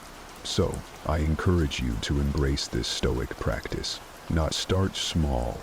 Maybe by dedicating a part of your day to silence and reflection, free from the digital world's pull. Notice the difference it makes, how it changes your interactions, your thoughts, your decisions. This is the path to a more focused, serene, and stoic life. Number 2. Silence causes confusion for the opponent. Silence holds a power so unique it can truly unsettle those around us, especially when they're trying to read your next move. Imagine you're in a tense situation, maybe a negotiation or a debate, and instead of responding quickly or defensively, you choose silence. This isn't about being passive. No, it's a strategic choice, deeply rooted in Stoic philosophy. The Stoics, after all, were masters of control, not just of their actions, but their reactions too. Now, think about this. When you're silent, the other person is left to wonder, to guess, and to doubt. They're thrown off their game. They're in the dark, trying to figure out what you're thinking, what you're planning. And that uncertainty, it's a powerful tool you have. In a way, silence can be louder and more impactful than words ever could be. But here's the real beauty of it. While they're lost in this sea of confusion, you're not just sitting there. You're observing, analyzing, and planning your next move with a clear mind. You're in control. This strategic silence gives you the space to think, to breathe, and to approach the situation with a calmness and clarity that can only come from within. This approach isn't just about gaining the upper hand. It's about embodying the Stoic virtues of wisdom and temperance. It's about understanding that sometimes the most powerful response is no response at all. And in that silence, you're not just confusing your opponent, you're also giving yourself the opportunity to listen, really listen, to what's being said, and perhaps more importantly, to what's not being said. So, the next time you find yourself in a challenging situation, remember the power of silence. Embrace it. Let it be your shield and your strategy. Let it reflect your inner Stoic, someone who is unfazed by external pressures and focused on internal strength. And remember, in the realm of Stoicism, it's not just about what we say or do, it's about how we react, how we adapt, and how we maintain our composure, our dignity, and our resolve. Number 3, silence attracts attention. Ever noticed how a pause in conversation makes everyone listen more intently? It's like a pause in a symphony, the space between notes that makes the music resonate deeper. This is the power of silence, a concept that Stoicism holds in high regard because it embodies the virtue of restraint and conscious action. Or in this case, conscious inaction. When we choose silence, especially in moments where words are expected to flood in, we create a presence that is both intriguing and commanding. Think about a heated debate or a bustling meeting room. When someone chooses not to speak but to listen intently, their silence speaks volumes. It creates a magnetic pull, drawing others' attention and curiosity. What are they thinking? Why aren't they speaking? This mystery can give you a subtle form of control and influence in any interaction. But let's dive deeper into the Stoic essence of this concept. Stoicism teaches us to value quality over quantity, substance over superficiality. By applying this to our communication, we recognize that our words should be meaningful, chosen with care, not scattered carelessly. When we do speak, our words have more impact because they emerge from a place of thoughtful consideration, not impulsive reaction. Moreover, silence encourages others to project their thoughts and feelings onto it, creating an opportunity for greater understanding and empathy. In silence, we offer others the space to express themselves, and in doing so, we gain insights into their perspectives and motivations. This can be incredibly powerful, whether in personal relationships, professional settings, or even in our internal dialogue. Now, embracing silence doesn't mean we become passive observers of our own lives. On the contrary, it's an active, deliberate choice. It's about knowing when to speak and when to let silence do the talking. This discernment is a core Stoic virtue, reflecting a deep understanding of the rhythm of human interaction and the value of each word we choose to share or withhold. In a practical sense, cultivating the ability to harness silence can enhance our lives in myriad ways. It can de-escalate conflicts, foster deeper connections, and even boost our mental well-being by providing moments of necessary respite. It's a tool, a skill that we can develop and refine over time, guided by Stoic principles that advocate for a balanced, thoughtful approach to life. Number 4. Silence builds strength. In our bustling world, where action and noise are often equated with power and productivity, embracing silence can seem counterintuitive. Yet it is in the quiet moments that we find the true reservoirs of our strength, a concept deeply embedded in Stoic philosophy. Stoicism teaches us the value of introspection and inner calm, virtues that are nurtured in silence. Stoicism. It is when we step away from the clamor of the external world that we can hear our own thoughts more clearly, understand our emotions, and determine the direction of our will. Silence offers us a sanctuary where our minds can rest and grow stronger, not distracted or diluted by incessant noise. Think of silence as a form of mental training. Just as a bodybuilder lifts weights to strengthen muscles, a Stoic uses silence to fortify the mind. In this quietude, we practice resilience, learning to be with ourselves, to confront our inner chaos without flinching, and to emerge more centered and grounded. It's in these moments of solitude that we build the mental fortitude to face whatever life throws at us. Moreover, silence fosters clarity. It allows us to sift through our priorities, to distinguish between what is essential and what is noise. This clarity is a form of strength, providing us with the insight to act not impulsively, but with purpose and intention. Our decisions become more deliberate, our actions more meaningful, and our lives more aligned with our core values. But let's delve deeper. Silence is not just about being alone or inactive. It's an active engagement with our inner selves. It's about listening to our thoughts, our feelings, our intuition. In these silent dialogues, we discover truths about ourselves, learning what truly matters to us, what drives us, and where our convictions lie. The silence of the mind forces us to make sense of things that seem horribly confusing at the time. This self-acknowledgement is a powerful form of strength, equipping us with the confidence to make choices that are right for us, irrespective of external pressures or expectations. And here's something fascinating. The strength we build in silence doesn't just benefit us. It radiates outward, influencing our relationships and interactions. When we are centered and clear, we bring a sense of calm and assurance to our dealings with others. Our words carry more weight because they arise from a place of deep reflection. Our presence becomes more impactful, marked by the serenity and purpose that Stoicism advocates. Number 5. Silence in negotiations. In any negotiation, the words we choose to speak are crucial. But equally important are the moments we choose to remain silent. This strategic use of silence can create an aura of calm and control, often leading the other party to reveal more than they intended. It's a moment that invites reflection, not just for us, but for those who are engaging with us, pushing the negotiation into deeper realms of thought and strategy. Now, from a Stoic perspective, silence in negotiations isn't about manipulation or gamesmanship. It's about harnessing our inner tranquility, giving ourselves the time to respond with wisdom rather than reacting impulsively. When we pause, we're not just buying time, we're asserting our control over the situation, anchoring ourselves in the present, and carefully considering our next move. But there's more to it than just tactical advantage. Silence reflects a respect for the words yet to be spoken, an acknowledgement of their weight and potential impact.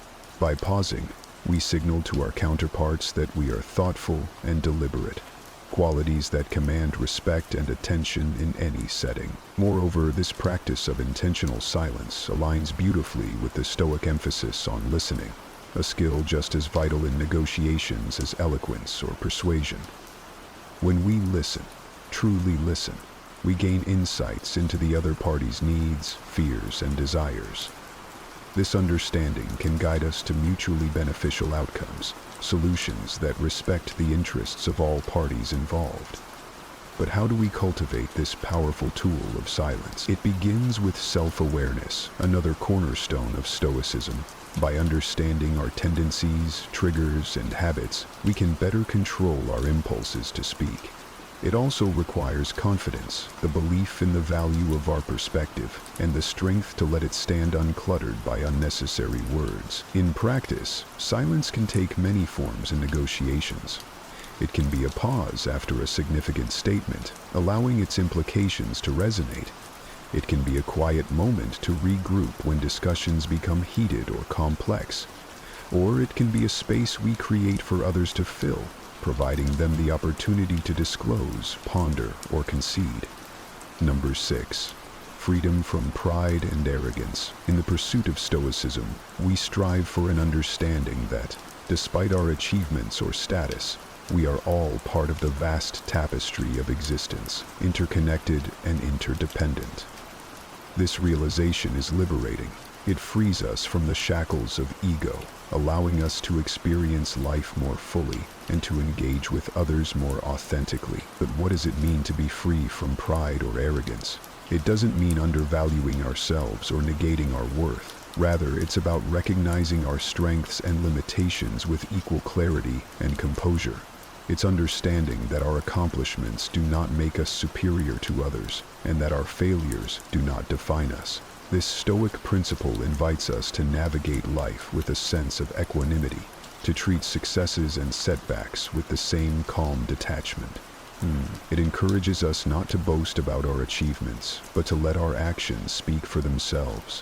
When we do so, we cultivate a sense of inner peace, because our self-worth is no longer tied to external validation or comparison. Moreover, when we embrace humility, we open ourselves to learning and growth. We become better listeners, more empathetic friends, and more compassionate community members. We acknowledge that everyone has something to teach us, and we approach each interaction with a willingness to learn. In practice, freeing ourselves from pride or arrogance involves regular self-reflection, a key component of Stoicism. We examine our motivations, question our assumptions, and strive to align our actions with our deeper values.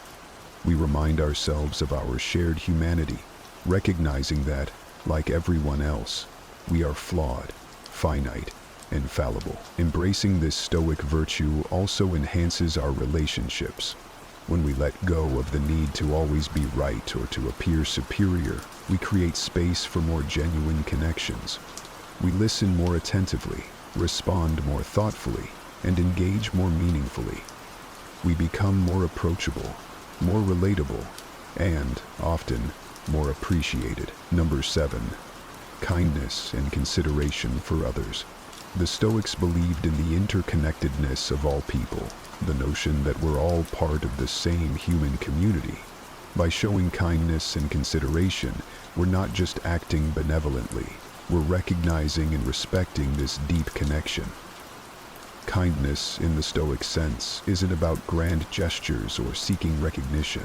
It's about the small, everyday acts of empathy, the moments when we choose patience over frustration, understanding over judgment. It's about considering the impact of our words and actions on others, choosing to uplift rather than undermine, to support rather than criticize. Consideration, on the other hand, goes a step further.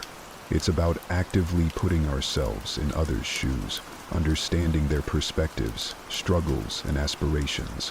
When we interact with others from a place of genuine consideration, we create space for meaningful connections, fostering mutual respect and trust. But why is this so important? Well, in practicing kindness and consideration, we not only enrich the lives of others, but we also cultivate our own inner peace and satisfaction. Stoicism teaches us that our own well-being is intrinsically linked to our actions and attitudes toward others. By choosing kindness, we align ourselves with Stoic values, promoting harmony both within and around us. Furthermore, this kind and considerate approach can have a ripple effect, inspiring others to act similarly and creating a more compassionate, understanding community. Imagine the impact if each of us chose to act with a little more kindness, a little more consideration. The collective outcome could be transformative. So how can we embody these principles in our daily lives? Why? Start with yourself. In the morning you wake up, you choose whatever activities you think will help you feel better, lighter, and more positive. It starts with mindfulness, being aware of our interactions and the opportunities we have to show kindness and consideration. It involves pausing before reacting, choosing responses that reflect the Stoic virtues of wisdom, justice, courage, and moderation. Number 8, the art of deep listening. In our cacophonous lives where distractions abound and everyone seems to be vying for the last word, truly listening, deeply, empathetically listening, is a rare skill. Yet, it's a skill that aligns beautifully with Stoic philosophy, which values understanding, empathy, and the pursuit of wisdom. Deep listening goes beyond merely hearing the words others say. It's about engaging with the essence of their message, the emotions and intentions behind their words. It's listening not just with the intent to reply, but with the intent to understand. And in this understanding, we find a profound connection to the Stoic ideals of empathy and rationality. When we listen deeply, we afford others the respect and attention they deserve, recognizing their inherent value as fellow human beings. This is a practice of Stoic compassion, acknowledging that, just like us, others have their own struggles, perspectives, and stories that are worth understanding. But the benefits of deep listening extend far beyond fostering empathy and respect. By truly listening, we open ourselves up to new insights and perspectives. We become better learners, better problem solvers, and better friends and colleagues. We're able to absorb and process more information, which in turn can inform our actions and decisions, aligning them closer with the Stoic virtues of wisdom and moderation. So how can we cultivate this art of deep listening? First, it starts with intention. Approach each conversation with the mindset that you have something to learn. This shifts the focus from your own desire to speak to a genuine curiosity about what the other person has to say. Next, practice presence. In our world of constant notifications and multitasking, giving someone your full, undivided attention is a powerful gift. It means putting aside your phone, muting distractions, and engaging fully with the person in front of you. Remember, listening is not just about the ears. It's about the eyes, the body, and the mind.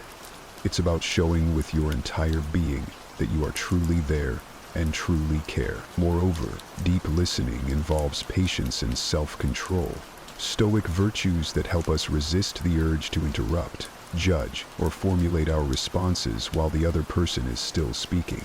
It's about holding space for their words, allowing them to express themselves fully before you respond. And finally, it's about reflection. After listening, take a moment to consider what you've heard.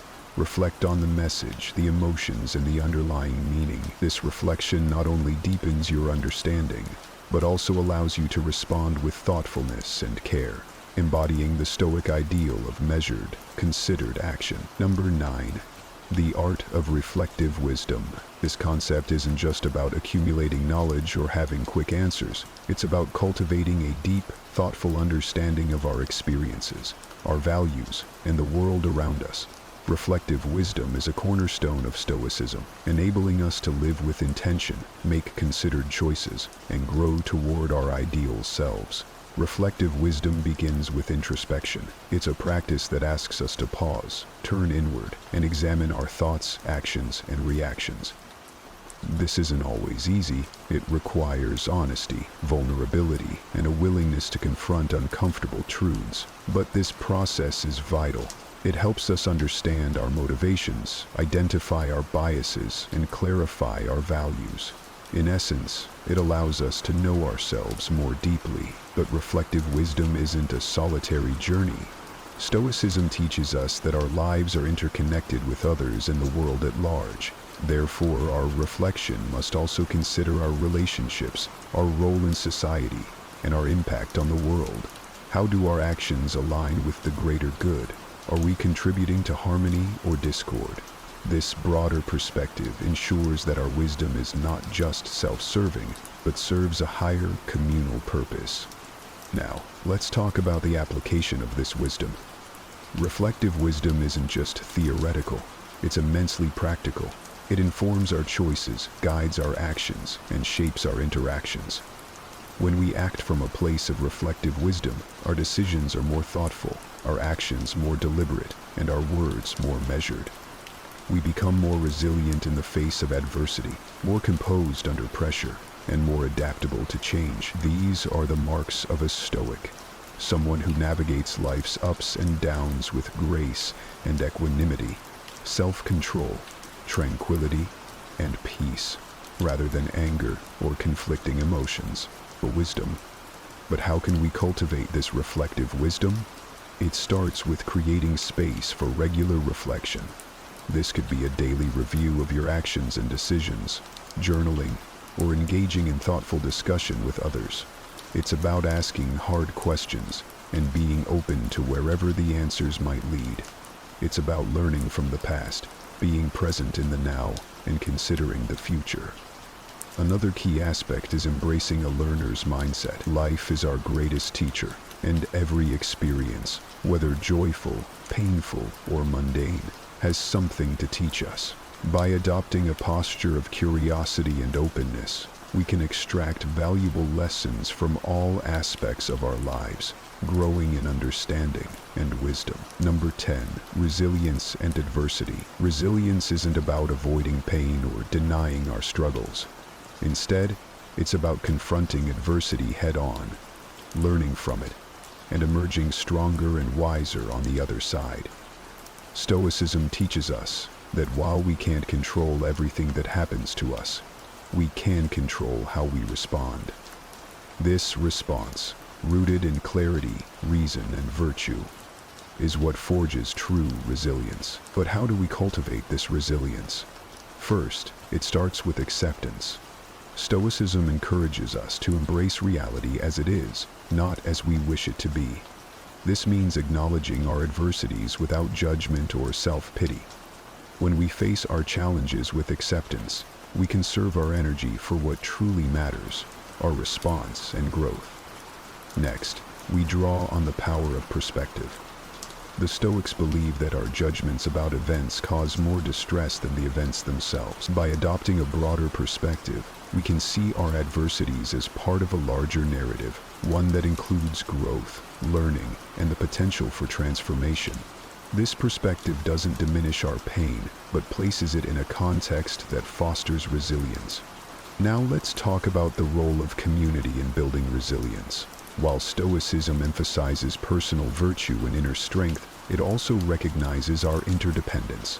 We grow and overcome not in isolation, but in the company of others, sharing our struggles, offering support, and receiving wisdom from those who have faced similar trials strengthen our resilience. These connections remind us that we're not alone in our journey. Moreover, resilience is nurtured through practice. Just as a muscle strengthens with use, our capacity for resilience grows as we face and navigate challenges. Every adversity becomes an opportunity to practice Stoic principles, to act with courage, maintain our composure, and choose a response aligned with our values. Resilience is about finding our inner strength and leveraging it to face life's inevitable challenges. It's about using adversity as a catalyst for growth, transformation, and a deeper understanding of our virtues and values. And most importantly, it's about moving forward, armed with the wisdom and fortitude we've gained through our experiences. Our greatest power lies in the ability to choose our response to life's challenges. Picture this. Marcus Aurelius, a Roman emperor, faced with unending turmoil, found peace not in control, but in acceptance. He taught that the happiness of your life depends on the quality of your thoughts. This ancient wisdom of Stoicism isn't just historical trivia. It's a transformative tool we can all use today. In this video, we'll uncover the art of letting things happen, exploring how embracing the flow of life rather than forcing outcomes can lead to profound peace and fulfillment. Get ready to dive into the timeless teachings of Stoicism and discover how to navigate life's unpredictability with grace and strength. If you appreciate what we're doing here, a simple favor I'll ask from you is to hit the subscribe button. Don't skip any part of the video, as this journey towards inner calm and resilience might just change your life. In Stoicism, there's a strong emphasis on distinguishing between what we can and cannot control. This starts with our thoughts. The Stoics believed that while we cannot control external events, we have complete control over our minds. By focusing on our thoughts, we can navigate life's challenges with greater ease and composure. It's like building a mental armor that shields us from unnecessary worries and negative influences. When we understand this, we can start to see our thoughts not just as fleeting moments in our minds, but as powerful tools that shape our reality. Consider the impact of a single negative thought. It can spiral into a cascade of negativity, affecting our mood, our behavior, and even our health. On the other hand, a positive thought can inspire us, motivate us, and lead to actions that improve our lives and the lives of those around us. The Stoics were masters of this mental discipline. They practiced techniques like reflection and journaling to keep their thoughts in check. For example, the evening reflection was a common practice where they would spend time at the end of each day contemplating their thoughts and actions, identifying what went well and what could be improved. This practice allowed them to maintain a clear and focused mind, ready to face the next day with renewed strength. Moreover, the Stoics taught us that thoughts are not just abstract concepts, but tangible forces that can direct the course of our lives. By becoming aware of our thoughts and consciously guiding them, we can transform our experiences. This is not about suppressing negative thoughts, but rather about understanding them, challenging them, and ultimately transforming them into positive actions. It's a skill that takes practice, but can lead to profound changes in how we perceive and interact with the world. To put it into perspective, imagine two people facing the same challenging situation. One person is consumed by negative thoughts, believing that nothing they do will make a difference. They feel paralyzed and defeated. The other person, guided by positive thoughts, sees the challenge as an opportunity for growth. They think about past successes and believe in their ability to overcome the obstacle. This person is more likely to take proactive steps and ultimately succeed. The difference lies in their thoughts. Realizing the importance of thought is about recognizing that our inner dialogue shapes our reality. It's about taking control of our mental landscape and cultivating thoughts that lead to positive actions and outcomes. As Marcus Aurelius and other Stoics have shown us, this is a path to true happiness and fulfillment. So, start today by paying attention to your thoughts. Challenge the negative ones and nurture the positive ones. This simple yet profound shift can transform your life in ways you never imagined. Marcus Aurelius, a renowned Stoic, provides invaluable insights on this. He advises, "Here is a rule to remember in future. When anything tempts you to feel bitter, not, 'This is misfortune,' but, 'To bear this worthily is good fortune.'" This quote encapsulates the Stoic approach to transforming thoughts, changing our perspective on challenges and adversity. At its core, transforming your thoughts involves recognizing that our spontaneous thoughts often come with value judgments that can be misleading and harmful. These judgments are immediate and automatic, labeling experiences as good or bad, fun or boring, successful or failing. The problem is that these judgments are rarely based on the full picture and are often clouded by our emotions and biases. The Stoics teach us that our thoughts are not shaped by reality, but by our perception of it. By changing our perception, we can change our thoughts and consequently our lives. Consider how often we let a single negative thought shape our entire day. If you wake up and immediately think, "Today is going to be awful," that thought sets the tone for everything that follows.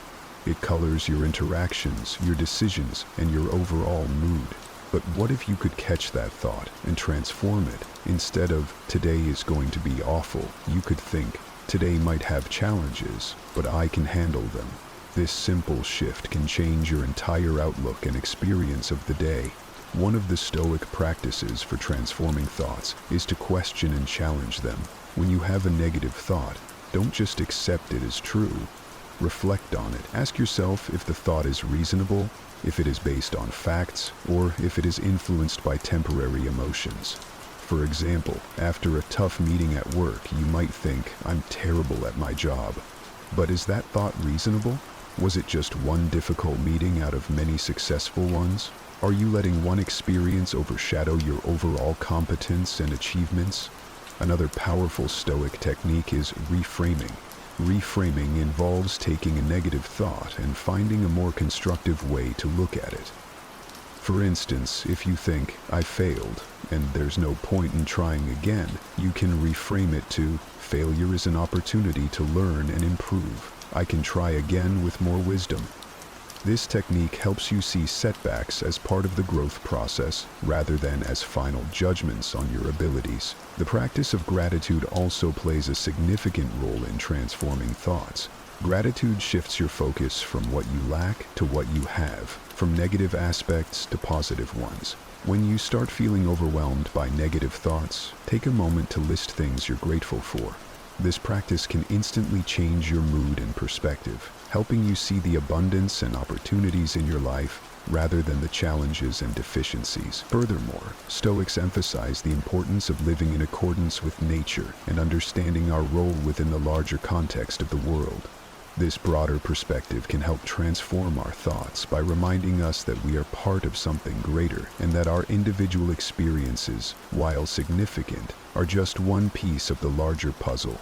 It encourages us to accept what we cannot change and focus on what we can control, our thoughts and action. In practical terms, transforming your thoughts might also involve regular journaling, a practice that many Stoics, including Marcus Aurelius, engaged in. Writing down your thoughts allows you to examine them objectively, understand their origins, and decide how you want to address them. It's a way to declutter your mind and gain clarity. Learning to transform your thoughts is about recognizing the power of perception, questioning and reframing negative thoughts, practicing gratitude, and understanding your place in the larger scheme of things. By adopting these Stoic principles, you can cultivate a mindset that not only endures, but thrives in the face of life's challenges. This shift in thinking is not just a mental exercise, but a profound way to reshape your entire approach to life, leading to greater peace, resilience, and fulfillment. The term premeditatio malorum translates to premeditation of evils or anticipation of adversity, and it was a technique regularly employed by Marcus Aurelius and other Stoics to foster resilience and mental fortitude. Imagine starting each day by acknowledging that things might not go as planned. Marcus Aurelius would wake up and remind himself, "The people I deal with today will be meddling, ungrateful, arrogant, dishonest, jealous, and surly." This might sound pessimistic, but it served a crucial purpose. It prepared him mentally for the inevitable frustrations and challenges of daily life. By expecting difficulties, he could approach them with calmness and equanimity when they arose, rather than being caught off guard. The idea behind premeditatio malorum is not to dwell on negative outcomes, but to mentally rehearse how you would handle them. This practice builds psychological resilience. When we visualize potential setbacks and plan our responses, we reduce the shock and emotional impact when those setbacks occur. It's similar to how athletes visualize their performance before a game. They prepare for various scenarios, which enhances their actual performance. Consider a simple analogy. Think of premeditatio malorum as a mental fire drill. Just as practicing a fire drill prepares you to act swiftly and calmly in an actual emergency, mentally rehearsing how you would handle difficulties prepares you to face real-life challenges with greater composure and effectiveness. It's about building a mental muscle that allows you to remain steady and focused under pressure. This technique is deeply rooted in the Stoic understanding of what is within our control and what is not. The Stoics believe that while we cannot control external events, we can control our reactions to them. By anticipating potential problems and deciding in advance how to respond, We take proactive control over our emotional and mental states. This aligns with the Stoic goal of achieving a tranquil mind, undisturbed by external chaos. Premeditatio malorum can be applied to various aspects of life. For instance, before a significant meeting or presentation, you might consider the possible challenges. What if the technology fails? What if you forget your main points? By thinking through these scenarios and planning your responses, you can approach the event with greater confidence and less anxiety. You've already faced these challenges in your mind, so they're less intimidating in reality. Moreover, this practice can enhance our gratitude. When we contemplate potential misfortunes, we often realize how much we take for granted. This reflection can deepen our appreciation for what we have and foster a greater sense of gratitude for the present moment. It shifts our focus from what could go wrong to what is currently going right, balancing our perspective. A practical way to incorporate premeditatio malorum into your daily routine is through journaling. Spend a few minutes each morning writing down potential challenges you might face that day and how you would ideally respond to them.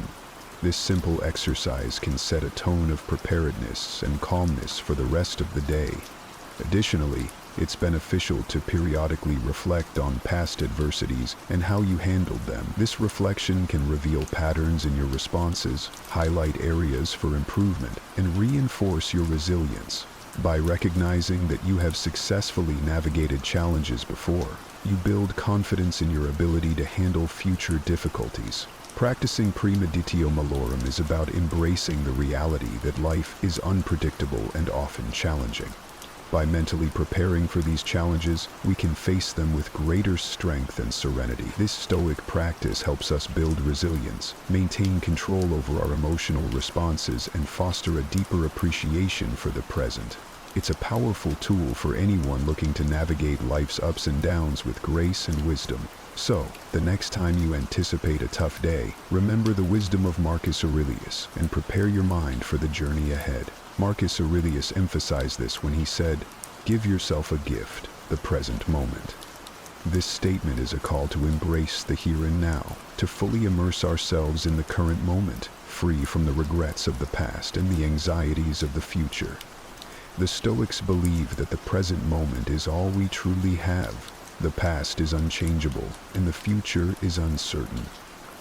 Dwelling too much on either robs us of the peace and clarity that come from being fully engaged with the present. When we focus on the present, we can better appreciate the world around us, the people we interact with, and the tasks we undertake. It's about finding joy and fulfillment in the here and now, rather than postponing happiness for some uncertain future. Consider the way we often get lost in our thoughts about what has already happened or what might happen.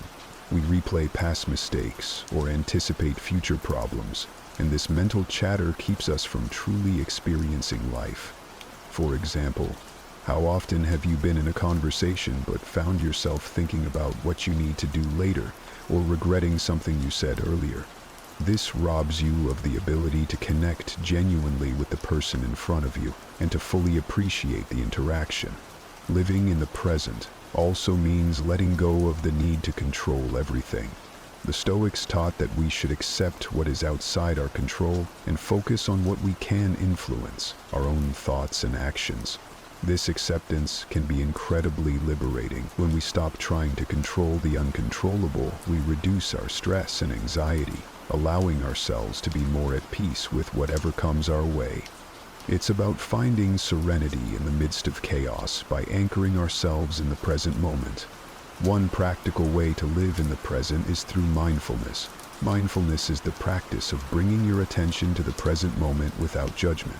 This can be done through simple exercises like focusing on your breath, observing your surroundings, or engaging in a task with full attention. By practicing mindfulness, we train our minds to return to the present whenever they start to wander. This can greatly enhance our ability to stay focused and calm, even in stressful situations. The practice of mindfulness has been shown to have numerous benefits, including reduced stress, improved emotional regulation, and increased overall well-being. When we are mindful, we are better able to handle life's challenges with grace and resilience. We become more attuned to our thoughts and emotions, allowing us to respond rather than react impulsively. Another way to cultivate living in the present is through gratitude. Taking time each day to reflect on what we are grateful for helps shift our focus from what we lack to what we have. This practice can bring a sense of abundance and contentment. When we appreciate the small moments of joy and beauty in our daily lives, we anchor ourselves more firmly in the present. Moreover, living in the present encourages us to fully engage with our activities, no matter how mundane they may seem. The Stoics believed in doing every task, no matter how small, with excellence and attention. This means being fully present in whatever you are doing, whether it's washing the dishes, working on a project, or spending time with loved ones. By giving our full attention to our current activity, we can find satisfaction and purpose in every moment. It's also important to recognize the impact of technology on our ability to live in the present. Our constant connectivity can pull us out of the moment as we check emails, social media, and messages. Setting boundaries with technology and creating moments of disconnection can help us reclaim our presence. This might mean having device-free times, such as during meals or before bed, to fully engage with our surroundings and the people we are with. Living in the present is about embracing the here and now, letting go of past regrets and future anxieties, and focusing on what we can control, our thoughts and actions. By practicing mindfulness, gratitude, and fully engaging with our activities, we can cultivate a deeper sense of peace, fulfillment, and resilience. As Marcus Aurelius and other Stoics have shown us, the present moment is a precious gift, and learning to live in it can transform our lives. Marcus Aurelius, despite his responsibilities as a Roman emperor, took time each day to reflect on the simple privilege of being alive. He said, "When you arise in the morning, think of what a precious privilege it is to be alive, to breathe, to think, to enjoy, to love." This profound sense of gratitude is not just about acknowledging the good things in life, but about fostering a deeper appreciation for every moment and experience. Gratitude shifts our focus from what we lack to what we have, creating a mindset of abundance rather than scarcity. It's easy to get caught up in the daily grind and overlook the small joys and blessings that surround us. By consciously practicing gratitude, we train our minds to see the positives, even in challenging situations. This doesn't mean ignoring difficulties, but rather recognizing that there is always something to be thankful for, even in the midst of adversity. One effective way to practice gratitude is by keeping a gratitude journal. Each day, write down 3 things you are grateful for.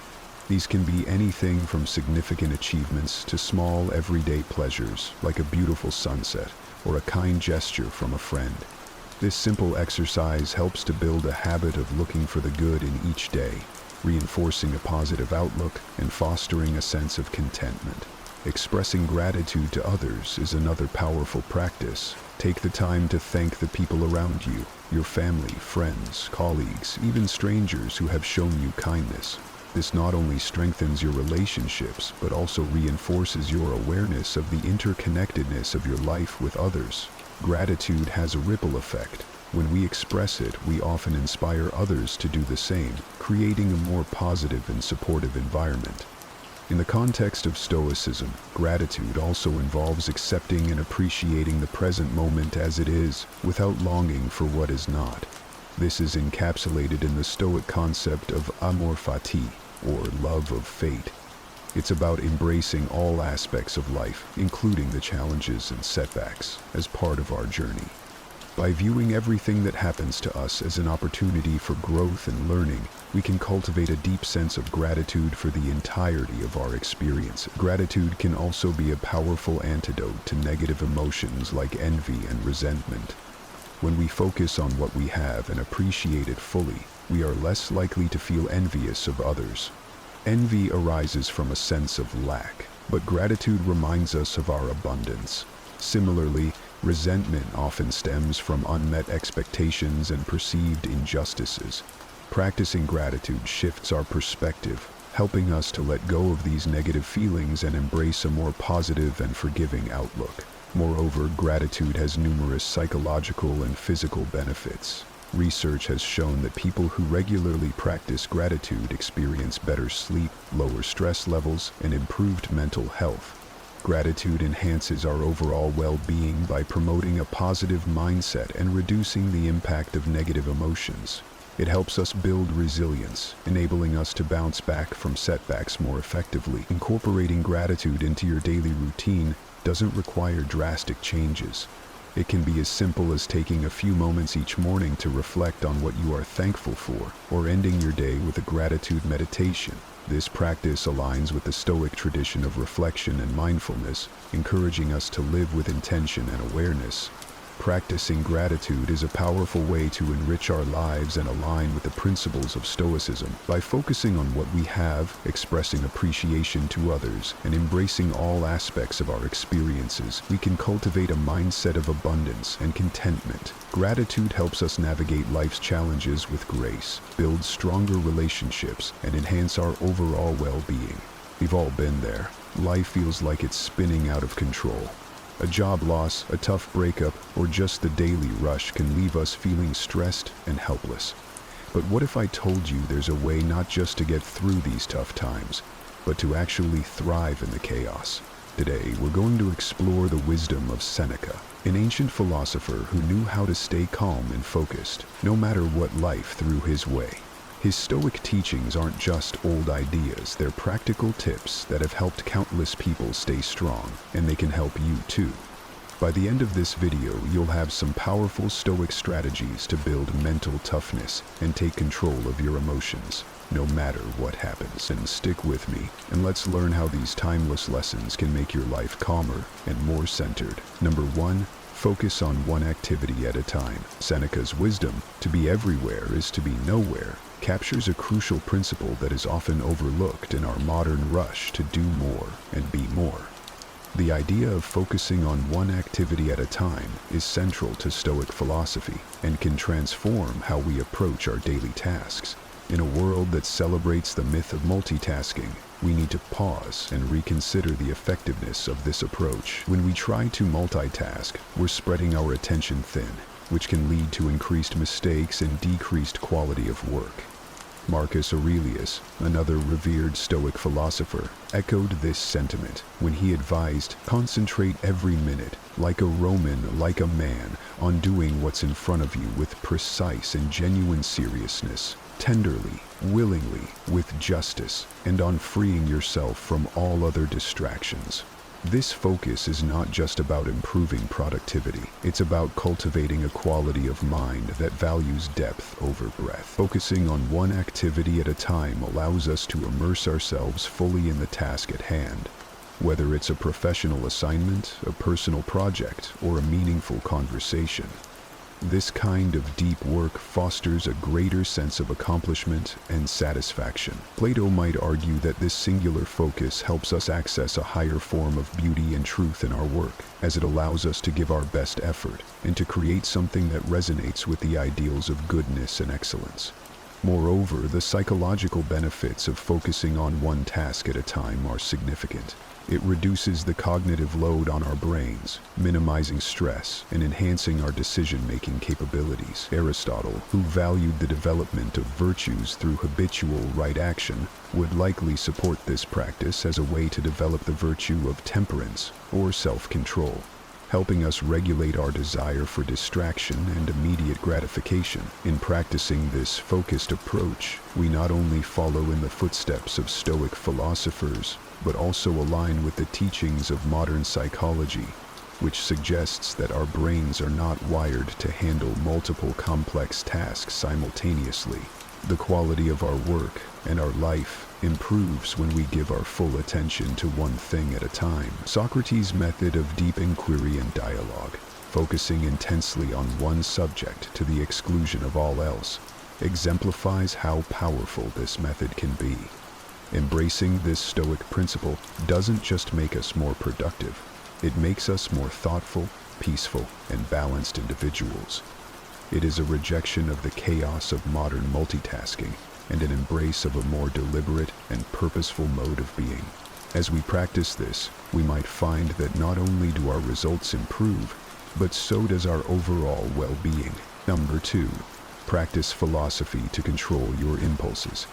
Seneca's insight, "All the greatest torments are the result of an undisciplined mind," reveals a profound truth about human nature. Our unchecked impulses can be the source of immense emotional turmoil and suffering. Stoicism, which emphasizes the importance of self-control and rational thinking, provides us with a framework to address this challenge, rather than suppressing our emotions, which is neither healthy nor sustainable. Stoicism teaches us to understand and manage them. The process of managing our impulses begins with self-awareness. Epictetus, another Stoic philosopher, famously said, "No man is free who is not master of himself." This statement highlights the necessity of self-mastery in achieving true freedom and happiness. By becoming more aware of our impulses and the triggers that set them off, we are better equipped to handle them rationally. This doesn't mean denying our feelings, but understanding them deeply enough that we can respond in ways that align with our long-term goals and values. In the realm of philosophy, Aristotle also spoke about the importance of moderating our impulses through the development of virtues. He believed that virtue lies in finding the balance between excess and deficiency, a concept known as the golden mean. For instance, courage is the mean between recklessness and cowardice, deficiency being the mean between recklessness and cowardice. Applying this to impulse control, we seek to find a balance between spontaneous reactions and complete inaction, aiming for thoughtful, deliberate responses that reflect our best selves. Moreover, practicing philosophy as a guide to controlling our impulses involves cultivating rational thought as a habit. Marcus Aurelius, in his Meditations, often reflected on the importance of aligning thoughts with rational and virtuous principles. He wrote, "You have power over your mind, not outside events. Realize this, and you will find strength." This perspective encourages us to focus on our internal responses rather than external provocations, thereby gaining greater control over our impulses. By critically examining our impulses with the aid of philosophical wisdom, we can begin to make choices that are not dictated by fleeting emotions, but are the result of careful thought and reflection. This practice not only strengthens our mental fortitude, but also helps us live more harmoniously with our values. It leads to a life where decisions are made, not in the heat of the moment, but with a clear, composed mind. The Stoic approach to impulse control is about cultivating an inner dialogue that constantly questions and assesses our instinctive reactions. It is about making philosophy not just a subject we study, but a way we live our lives, allowing us to rise above immediate gratifications and achieve a deeper sense of satisfaction and purpose. This disciplined approach to managing impulses is not just about avoiding emotional pain. It's about forging a path to a more thoughtful, fulfilling life. Number 3, stay prepared. Seneca, who emphasized the importance of being prepared, famously said, "Rehearse them in your mind. Exile, torture, war, shipwreck, all the terms of our human lot should be before our eyes." This advice might sound a bit dramatic at first. After all, not all of us are navigating the high seas or entering battle. But what Seneca is getting at here is the concept of mental preparation for life's inevitable challenges. A cornerstone of Stoic resilience, Stoicism teaches us to anticipate and mentally rehearse for the worst, not to fill us with dread, but to diminish the shock and pain when difficulties do occur. This practice is known as premeditatio malorum, or the premeditation of evils. It's about visualizing the most challenging scenarios, not to worry obsessively, but to be emotionally and mentally equipped when life throws its curveballs. Think about it this way. Athletes practice under tough conditions to prepare for the strain of actual competition. Similarly, by mentally rehearsing challenging situations, we train our minds to handle stress and adversity with less panic and more poise. This Stoic practice helps us appreciate our current state. When we realize how much worse things could be, our everyday problems seem less overwhelming. Applying this Stoicism doesn't mean living in constant anxiety about what could go wrong. Rather, it's about having a realistic acknowledgement of potential negative outcomes. For example, if you're worried about job security, instead of spiraling into fear, you could start preparing by updating your resume, enhancing your skills, or even exploring alternate career paths. This way, if the worst were to happen, you're not caught off guard and are better positioned to handle the situation. Moreover, this principle extends beyond personal crises. It's about maintaining a level of readiness for any significant changes in our lives, from financial instability to personal loss. By staying prepared, we not only shield ourselves from the initial shock, but also quicken our recovery and adjustment periods. We become less reactive and more responsive, a subtle but powerful shift in handling life's uncertainties. Seneca's counsel helps us forge a mindset where we are not overwhelmed by adversity, but are fortified against it. This mental readiness is not about expecting the worst, but about being prepared to deal with any situation, thereby enhancing our resilience and overall mental toughness. Through this Stoic lens, we see not just the potential for loss or hardship, but also the opportunity for growth and renewal in every challenge. Number 4. Voluntarily embrace hardships. Another profound insight from Seneca. Difficulties strengthen the mind as labor does the body. This idea is at the heart of Stoicism and speaks to a practice that can seem counterintuitive at first, voluntarily embracing hardships. It's about deliberately choosing to experience discomfort, not as a form of punishment, but as a way to fortify our mental resilience and expand our capacity to handle life's inevitable challenges. Think about what it means to voluntarily embrace hardships. It's like an athlete who trains under harsh conditions to prepare for a competition. The athlete understands that by pushing the limits in a controlled environment, they're better prepared for the stresses of the actual event. Similarly, by choosing to face difficulties head-on, whether that's taking on a challenging project at work, speaking up in public, or even opting to live more simply, we enhance our mental toughness and adaptability. Seneca's approach teaches us that when we step out of our comfort zones on purpose, we're not just testing our limits, we're expanding them.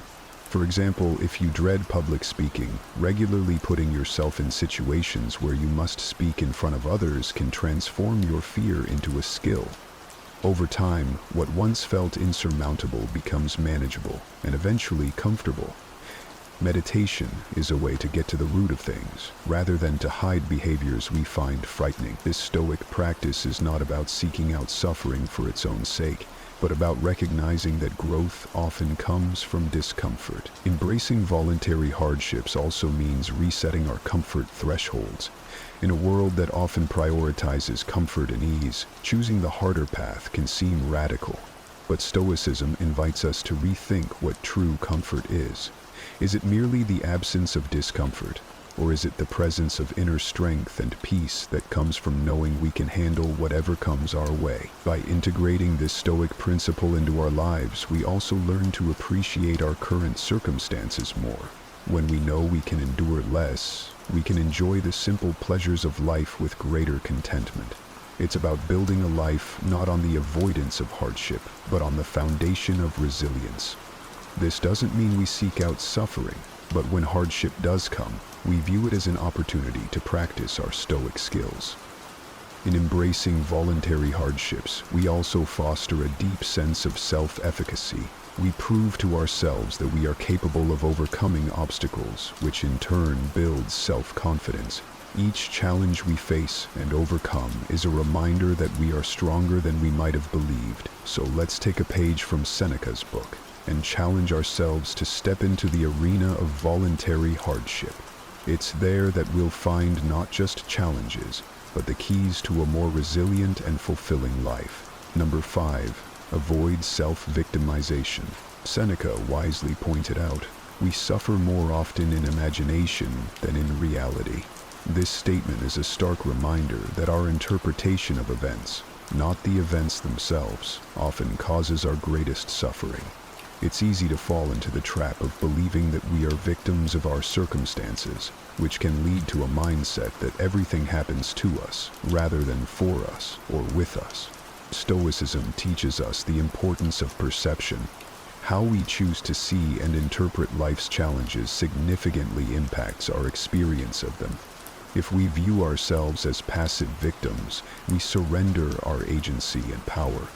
However, if we view challenges as opportunities to grow and learn, we maintain control over our responses and are more likely to approach life proactively. Consider a common scenario.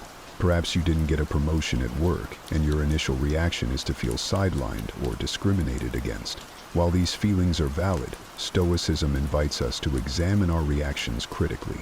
Are we perhaps viewing the situation only through a lens of loss and unfairness? What if, instead, we saw this as an opportunity to seek feedback, improve our skills, or even reassess our career path to find a better fit for our aspirations? Avoiding self-victimization doesn't mean ignoring the injustices or difficulties we face. Rather, it means shifting our focus from what happens to us to how we respond to what happens.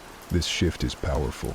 It moves us from a place of passive reaction to active participation in our lives. We stop asking, "Why is this happening to me?" and start asking, "What can I learn from this? How can I grow from this situation?" Stoicism equips us with the tools to detach from our initial emotional responses and see the bigger picture.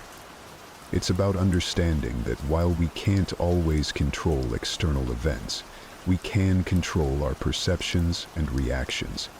This mental shift is freeing and empowering. It allows us to live with a sense of purpose and resilience, making us better equipped to handle future challenges. Moreover, practicing this Stoic principle enriches our interactions with others. By refusing to cast ourselves as the perpetual victims, we foster healthier relationships characterized by mutual respect and understanding rather than blame and resentment.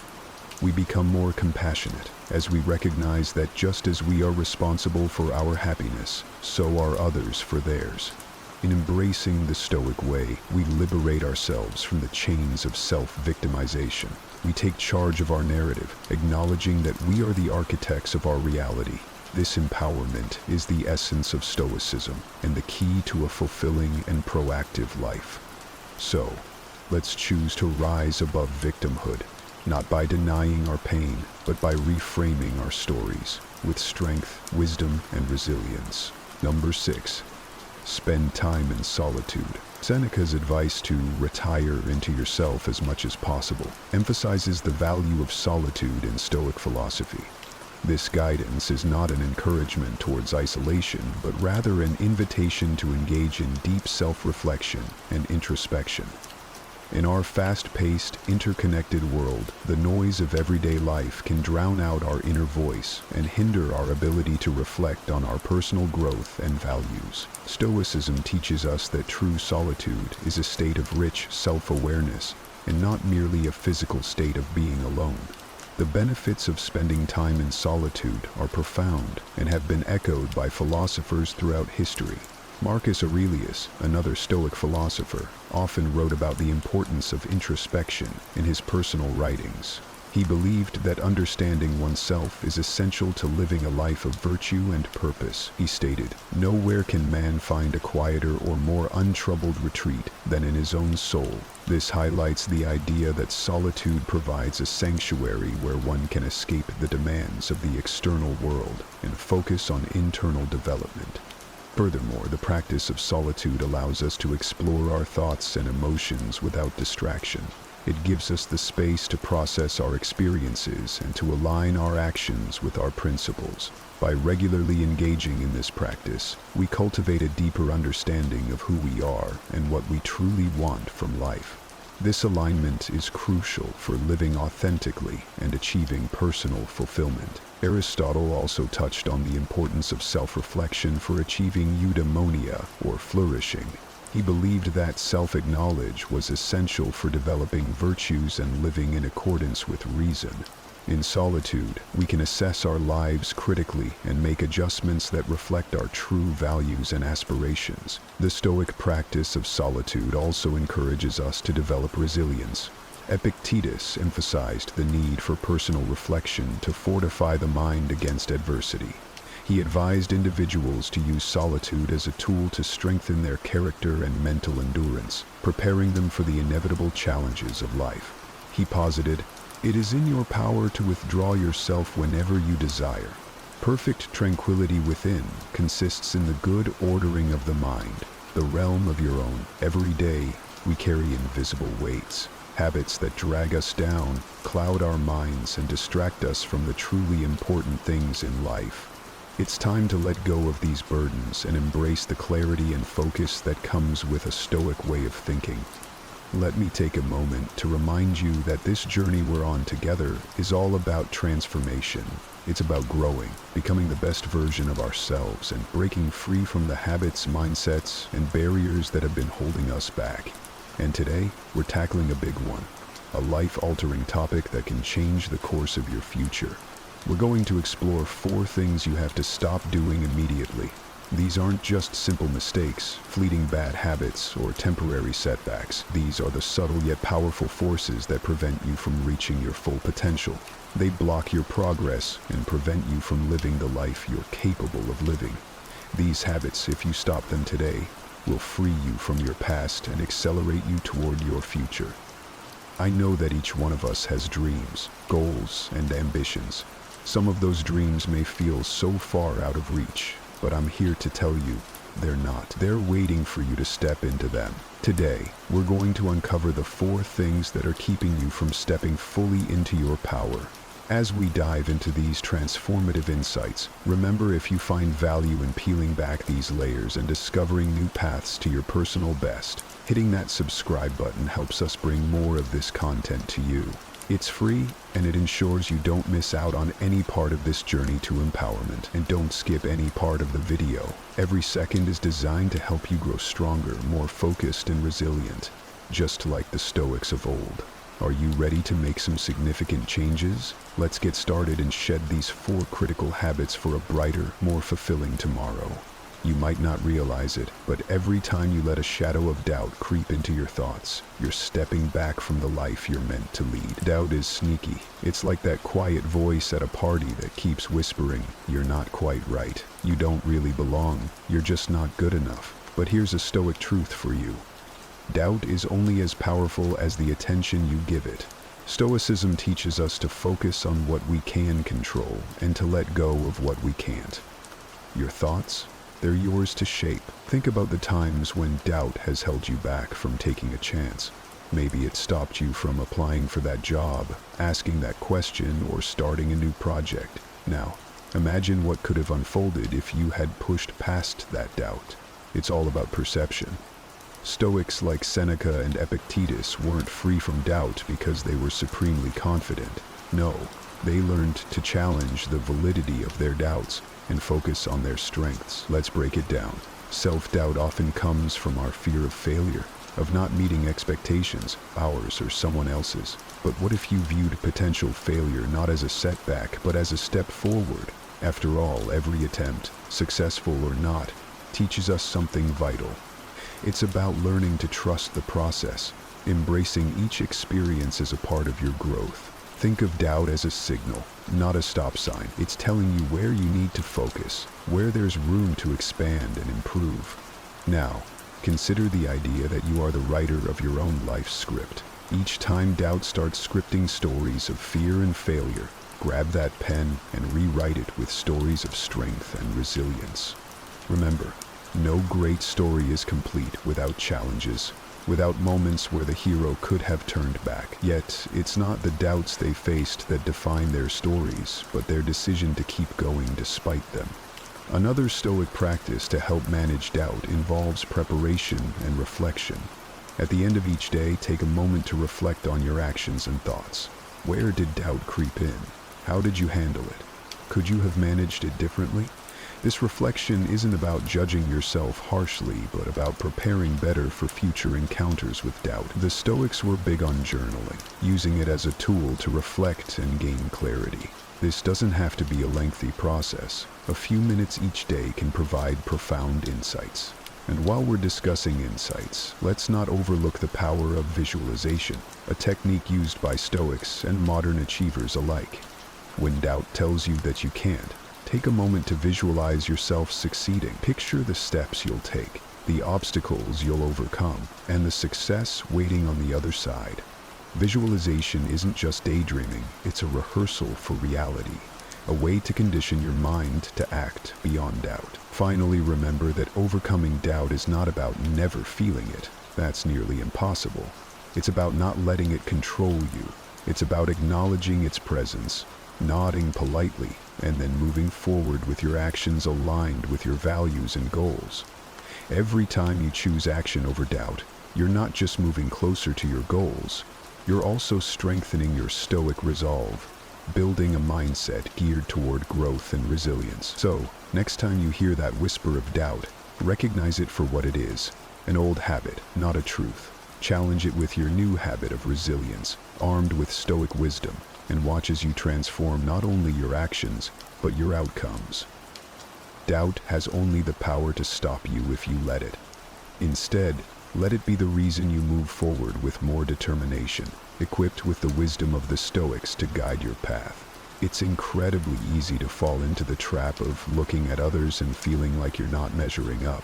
Scroll through any social media platform for a few minutes, and you might find yourself feeling as though everyone else's life is more exciting, more successful, or simply happier than yours. But here's something crucial to remember. What you're seeing is a curated display, not the full story. This comparison game is not just misleading, it's harmful. It skews our perception of our own lives and can make us feel inadequate without just cause. Stoicism teaches us a valuable lesson here. Focus on what affects your own progress and virtues, not the apparent successes of others. Imagine if Marcus Aurelius, Stoic philosopher and Roman emperor, had wasted his time comparing his reign or philosophical writings to those of his predecessors or neighboring rulers. Instead, he focused on his own duties and the wisdom he could cultivate from his experiences. By centering on our own journey, we embrace the Stoic principle of controlling only what is within our power, our actions, reactions, and personal growth.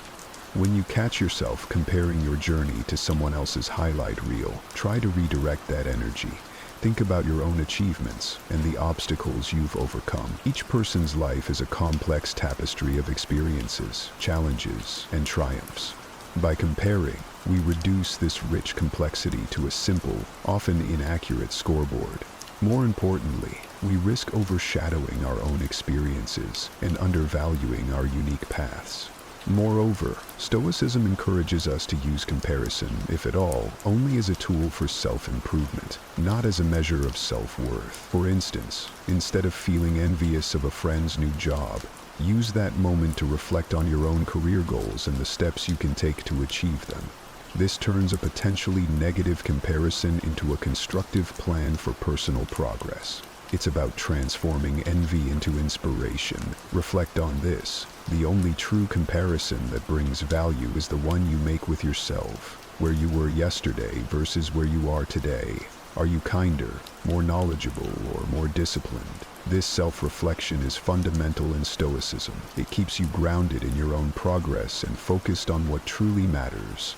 Your own development and contentment. Another practical step to lessen the habit of comparing yourself to others is to limit your exposure to the sources of comparison.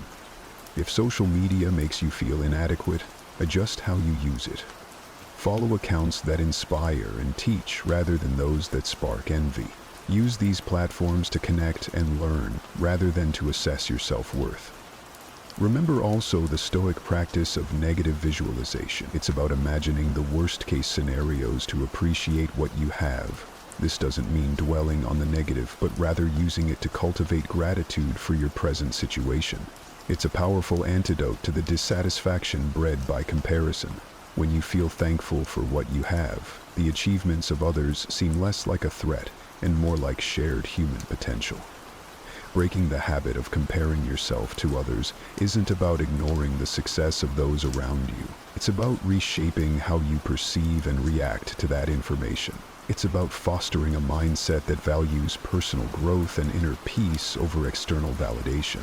This way, you not only adhere to Stoic wisdom, but also create a more fulfilling and contented life for yourself. Remember, in the grand narrative of your life, the only character you're truly responsible for is you. How you develop that character, how you enrich your own story, That's where your focus should be. Carrying the past around is like dragging a suitcase filled with old books you'll never read again.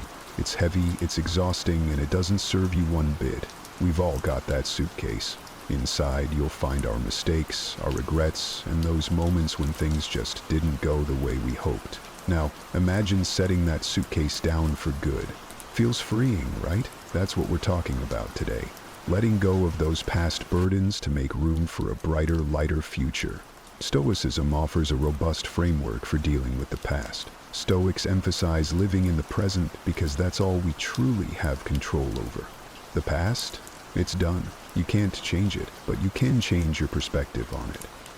Marcus Aurelius once wrote, "Look back over the past with its changing empires that rose and fell, and you can foresee the future too." What he's suggesting isn't that we dwell on the past, but that we learn from it and then move on, applying those lessons to live better today. Reflecting on the past is only useful to the extent that it teaches us. Beyond that, dwelling on old failures or missed opportunities is a trap. It saps your energy, focusing your mind on scenarios that no longer exist, except in your thoughts. So how do we stop living in the past? Start by acknowledging it. Recognize the things that happened, understand the emotions they stir up, and then practice letting them go.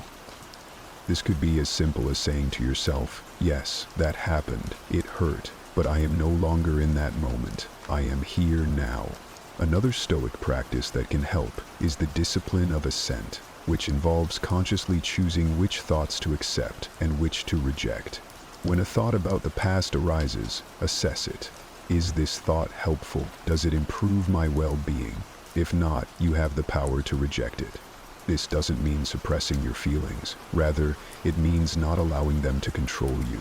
It's about taking a moment to say, "This is how I felt, but I choose not to hold on to it." Furthermore, transform how you interact with memories. Instead of replaying a regretful scenario over and over, try to view it through a lens of growth. Ask yourself, what did this experience teach me? Whether it's resilience, compassion, or a newfound understanding of your limits, there's always something valuable to be gained. This shift in perspective turns a previously negative memory into a stepping stone for personal development. Lastly, engage in mindfulness and meditation, both key components of Stoic practice. These techniques ground you in the present and help dissolve the emotional weight of the past. Mindfulness teaches you to experience life as it happens and to appreciate the now without the shadow of yesterday. It's about noticing the world around you, your reactions, your feelings, and accepting them without judgment. To truly embrace the present and prepare for the future, it's essential to let go of what's behind you. Remember, every moment spent ruminating over the past is a moment lost from your present. So cut that baggage loose. Practice these Stoic principles to center yourself in the now, and you'll find that life becomes a lot lighter. The past doesn't have to define you. You're defined by how you live now, how you react now, and how you prepare for what's next. So, set down that old, heavy suitcase. Your journey ahead requires nothing from it.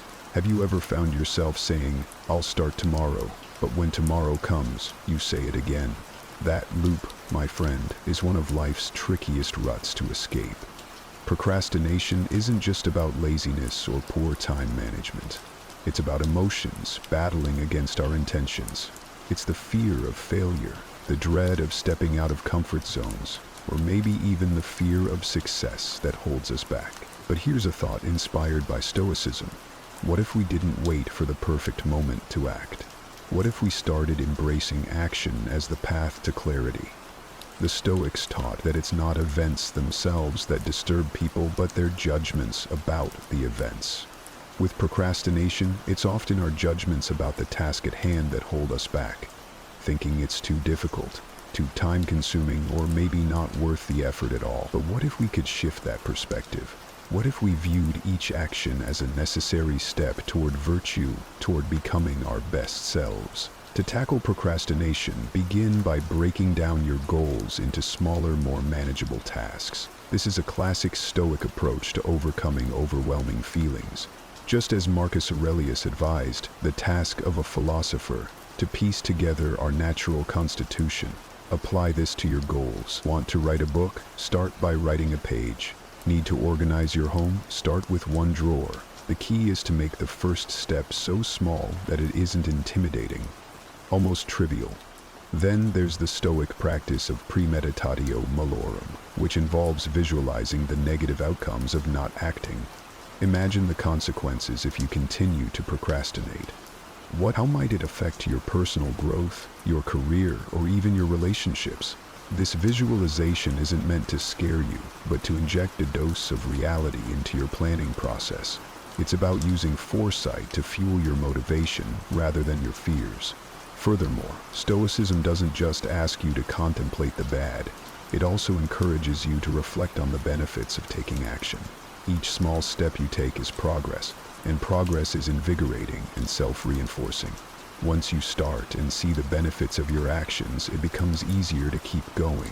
Remember, in the words of Seneca, begin at once to live, and count each separate day as a separate life. This approach transforms seemingly mundane tasks into vital parts of your daily life's philosophy. Moreover, consider the Stoic concept of the inner citadel, a fortress within us that remains impervious to externals and our emotional responses to them. When you feel overwhelmed by what you need to do, retreat into your inner citadel. From this place of strength, you can assess tasks with calmness and clarity, free from the paralyzing effects of overthinking and emotional turbulence. Finally, embrace the Stoic ethos of amor fati, love of fate. This doesn't mean being passive or resigning yourself to whatever happens. Rather, it's about loving what you do and doing what you love wholeheartedly. When you start to align your actions with your values, procrastination becomes less of an issue because you're no longer acting out of obligation, but out of genuine desire. So let's challenge ourselves to turn "I'll do it tomorrow" into "I'm doing it now." Because in each moment of action, you're not just ticking off a task, you're building a life. Each step, no matter how small, is a step toward becoming the person you aspire to be. It's about making the most of the now, because now is all we truly have, and now is always the right time to begin. And there we have it. 4 monumental shifts that can truly transform the way you lead your life. It's all about stepping away from those old habits that no longer serve you and embracing new ways that propel you toward a more fulfilling, more purposeful existence. Whether it's silencing the whispers of self-doubt, stopping the endless comparisons to others, releasing the heavy chains of the past, or kicking procrastination to the curb, each step you take is a powerful act of self-liberation. I want you to think of today's discussion not just as a set of instructions, but as a conversation among friends striving for betterment. We're in this together, each of us working on becoming the best versions of ourselves, one day at a time. Ever found yourself staring at the ceiling at 3 a.m., wondering how to muster the strength for another day? We've all been there, or at least most of us have. Those moments when life feels like a relentless storm, and all you're looking for is a beacon to guide you through? Well, you're not alone. Now, if you're new here, or haven't done it yet, hit that notification bell and subscribe. Why?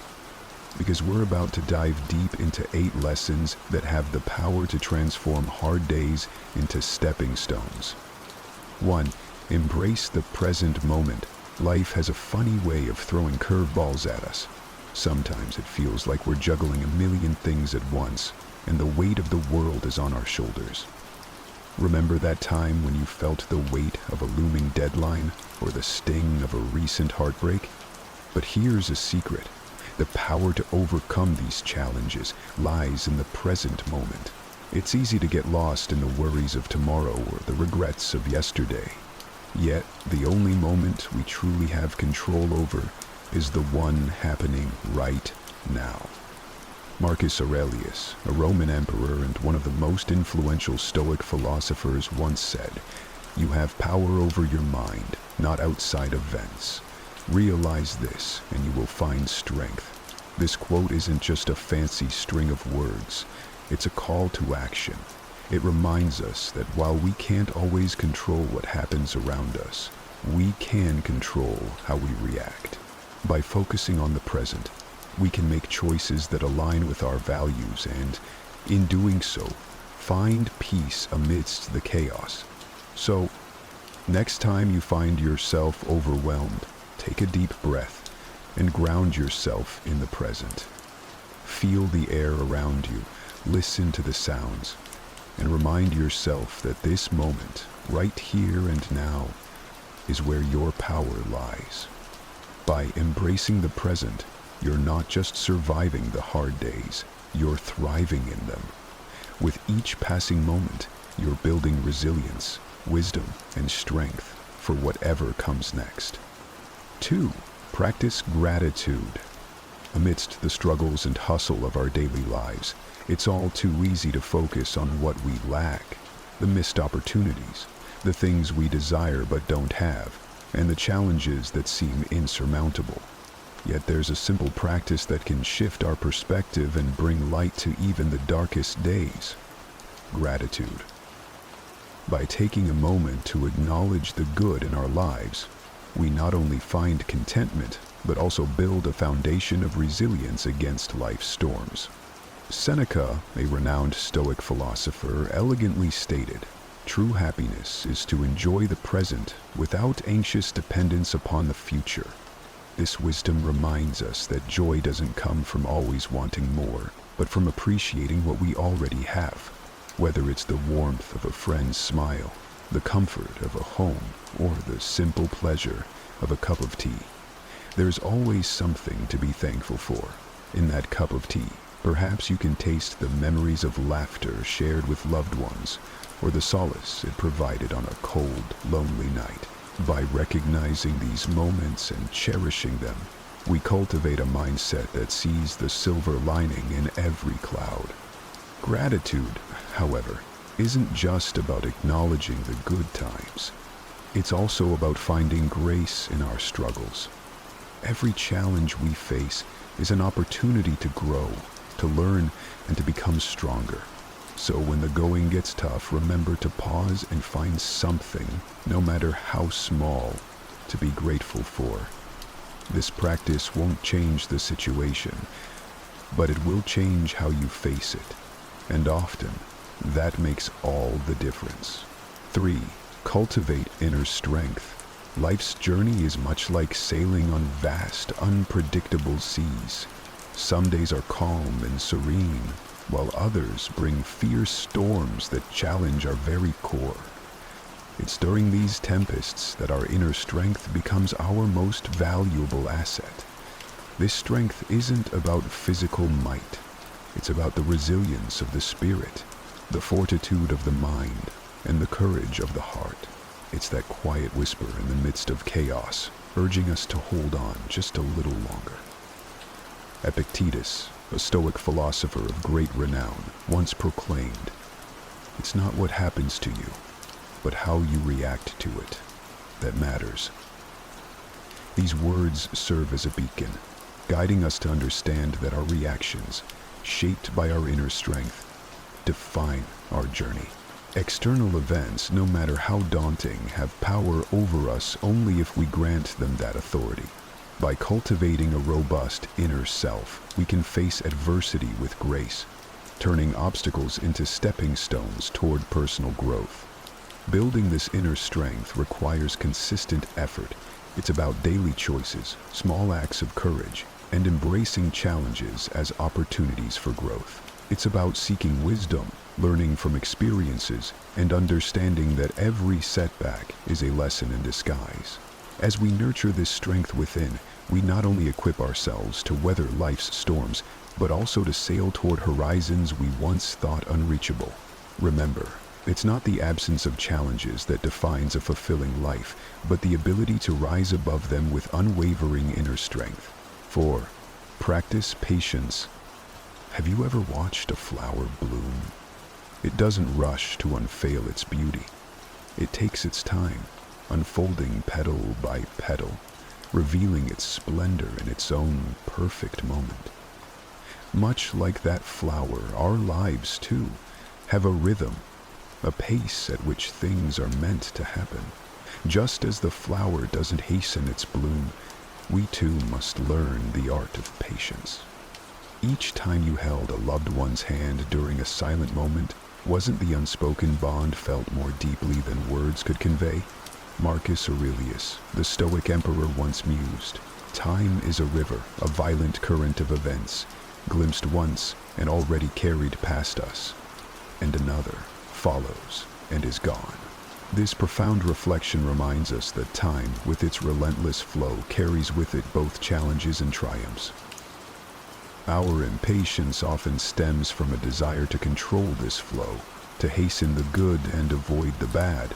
Yet true strength lies in understanding that we cannot command the river of time, but we can choose how we navigate its waters. Patience isn't merely about waiting. It's about waiting with purpose. It's about understanding that every moment has its significance, even if it's not immediately apparent. When we practice patience, we're not just biding our time, we're actively preparing, growing, and evolving so that when the right moment arrives, we're ready to embrace it fully. So, the next time you find yourself growing impatient, remember the blooming flower and the flowing river. Understand that your moment will come, and when it does, it will be worth the wait. 5. Understand what is within your control. Life's a bit like a stormy night. Thunder rumbles, lightning strikes, and the wind howls, trying to knock you off your feet. You can't command the storm to stop, nor can you dictate the path of the lightning. But you can choose to light a candle, find shelter, and hold tight to what keeps you grounded. It's not about controlling the storm, but understanding what's within your grasp and what isn't. Epictetus, a Stoic thinker from a time long past, whispered a truth that still echoes today. We cannot choose our external circumstances, but we can always choose how we respond to them. It's a simple yet profound realization. We waste so much energy fretting over things beyond our reach, things we can't change no matter how hard we try. But what if, instead, we focused on what we can influence?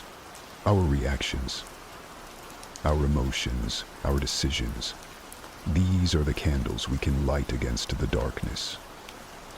So, when life's tempests rage, remember this: you have the power to choose. You can't halt the rain or silence the thunder, but you can decide how you'll dance in the rain or whether you'll cower from the noise. Recognizing what's within your control is liberating. It's the first step toward not just enduring life's storms, but thriving amidst them. And as the dawn breaks, you'll find that the storm wasn't the story. It was how you chose to face it. 6. Learn from adversity. Imagine, for a moment, a blacksmith forging a blade. The metal, once raw and unshaped, undergoes intense heat and forceful hammering. Yet with each strike, it becomes sharper, stronger, more refined.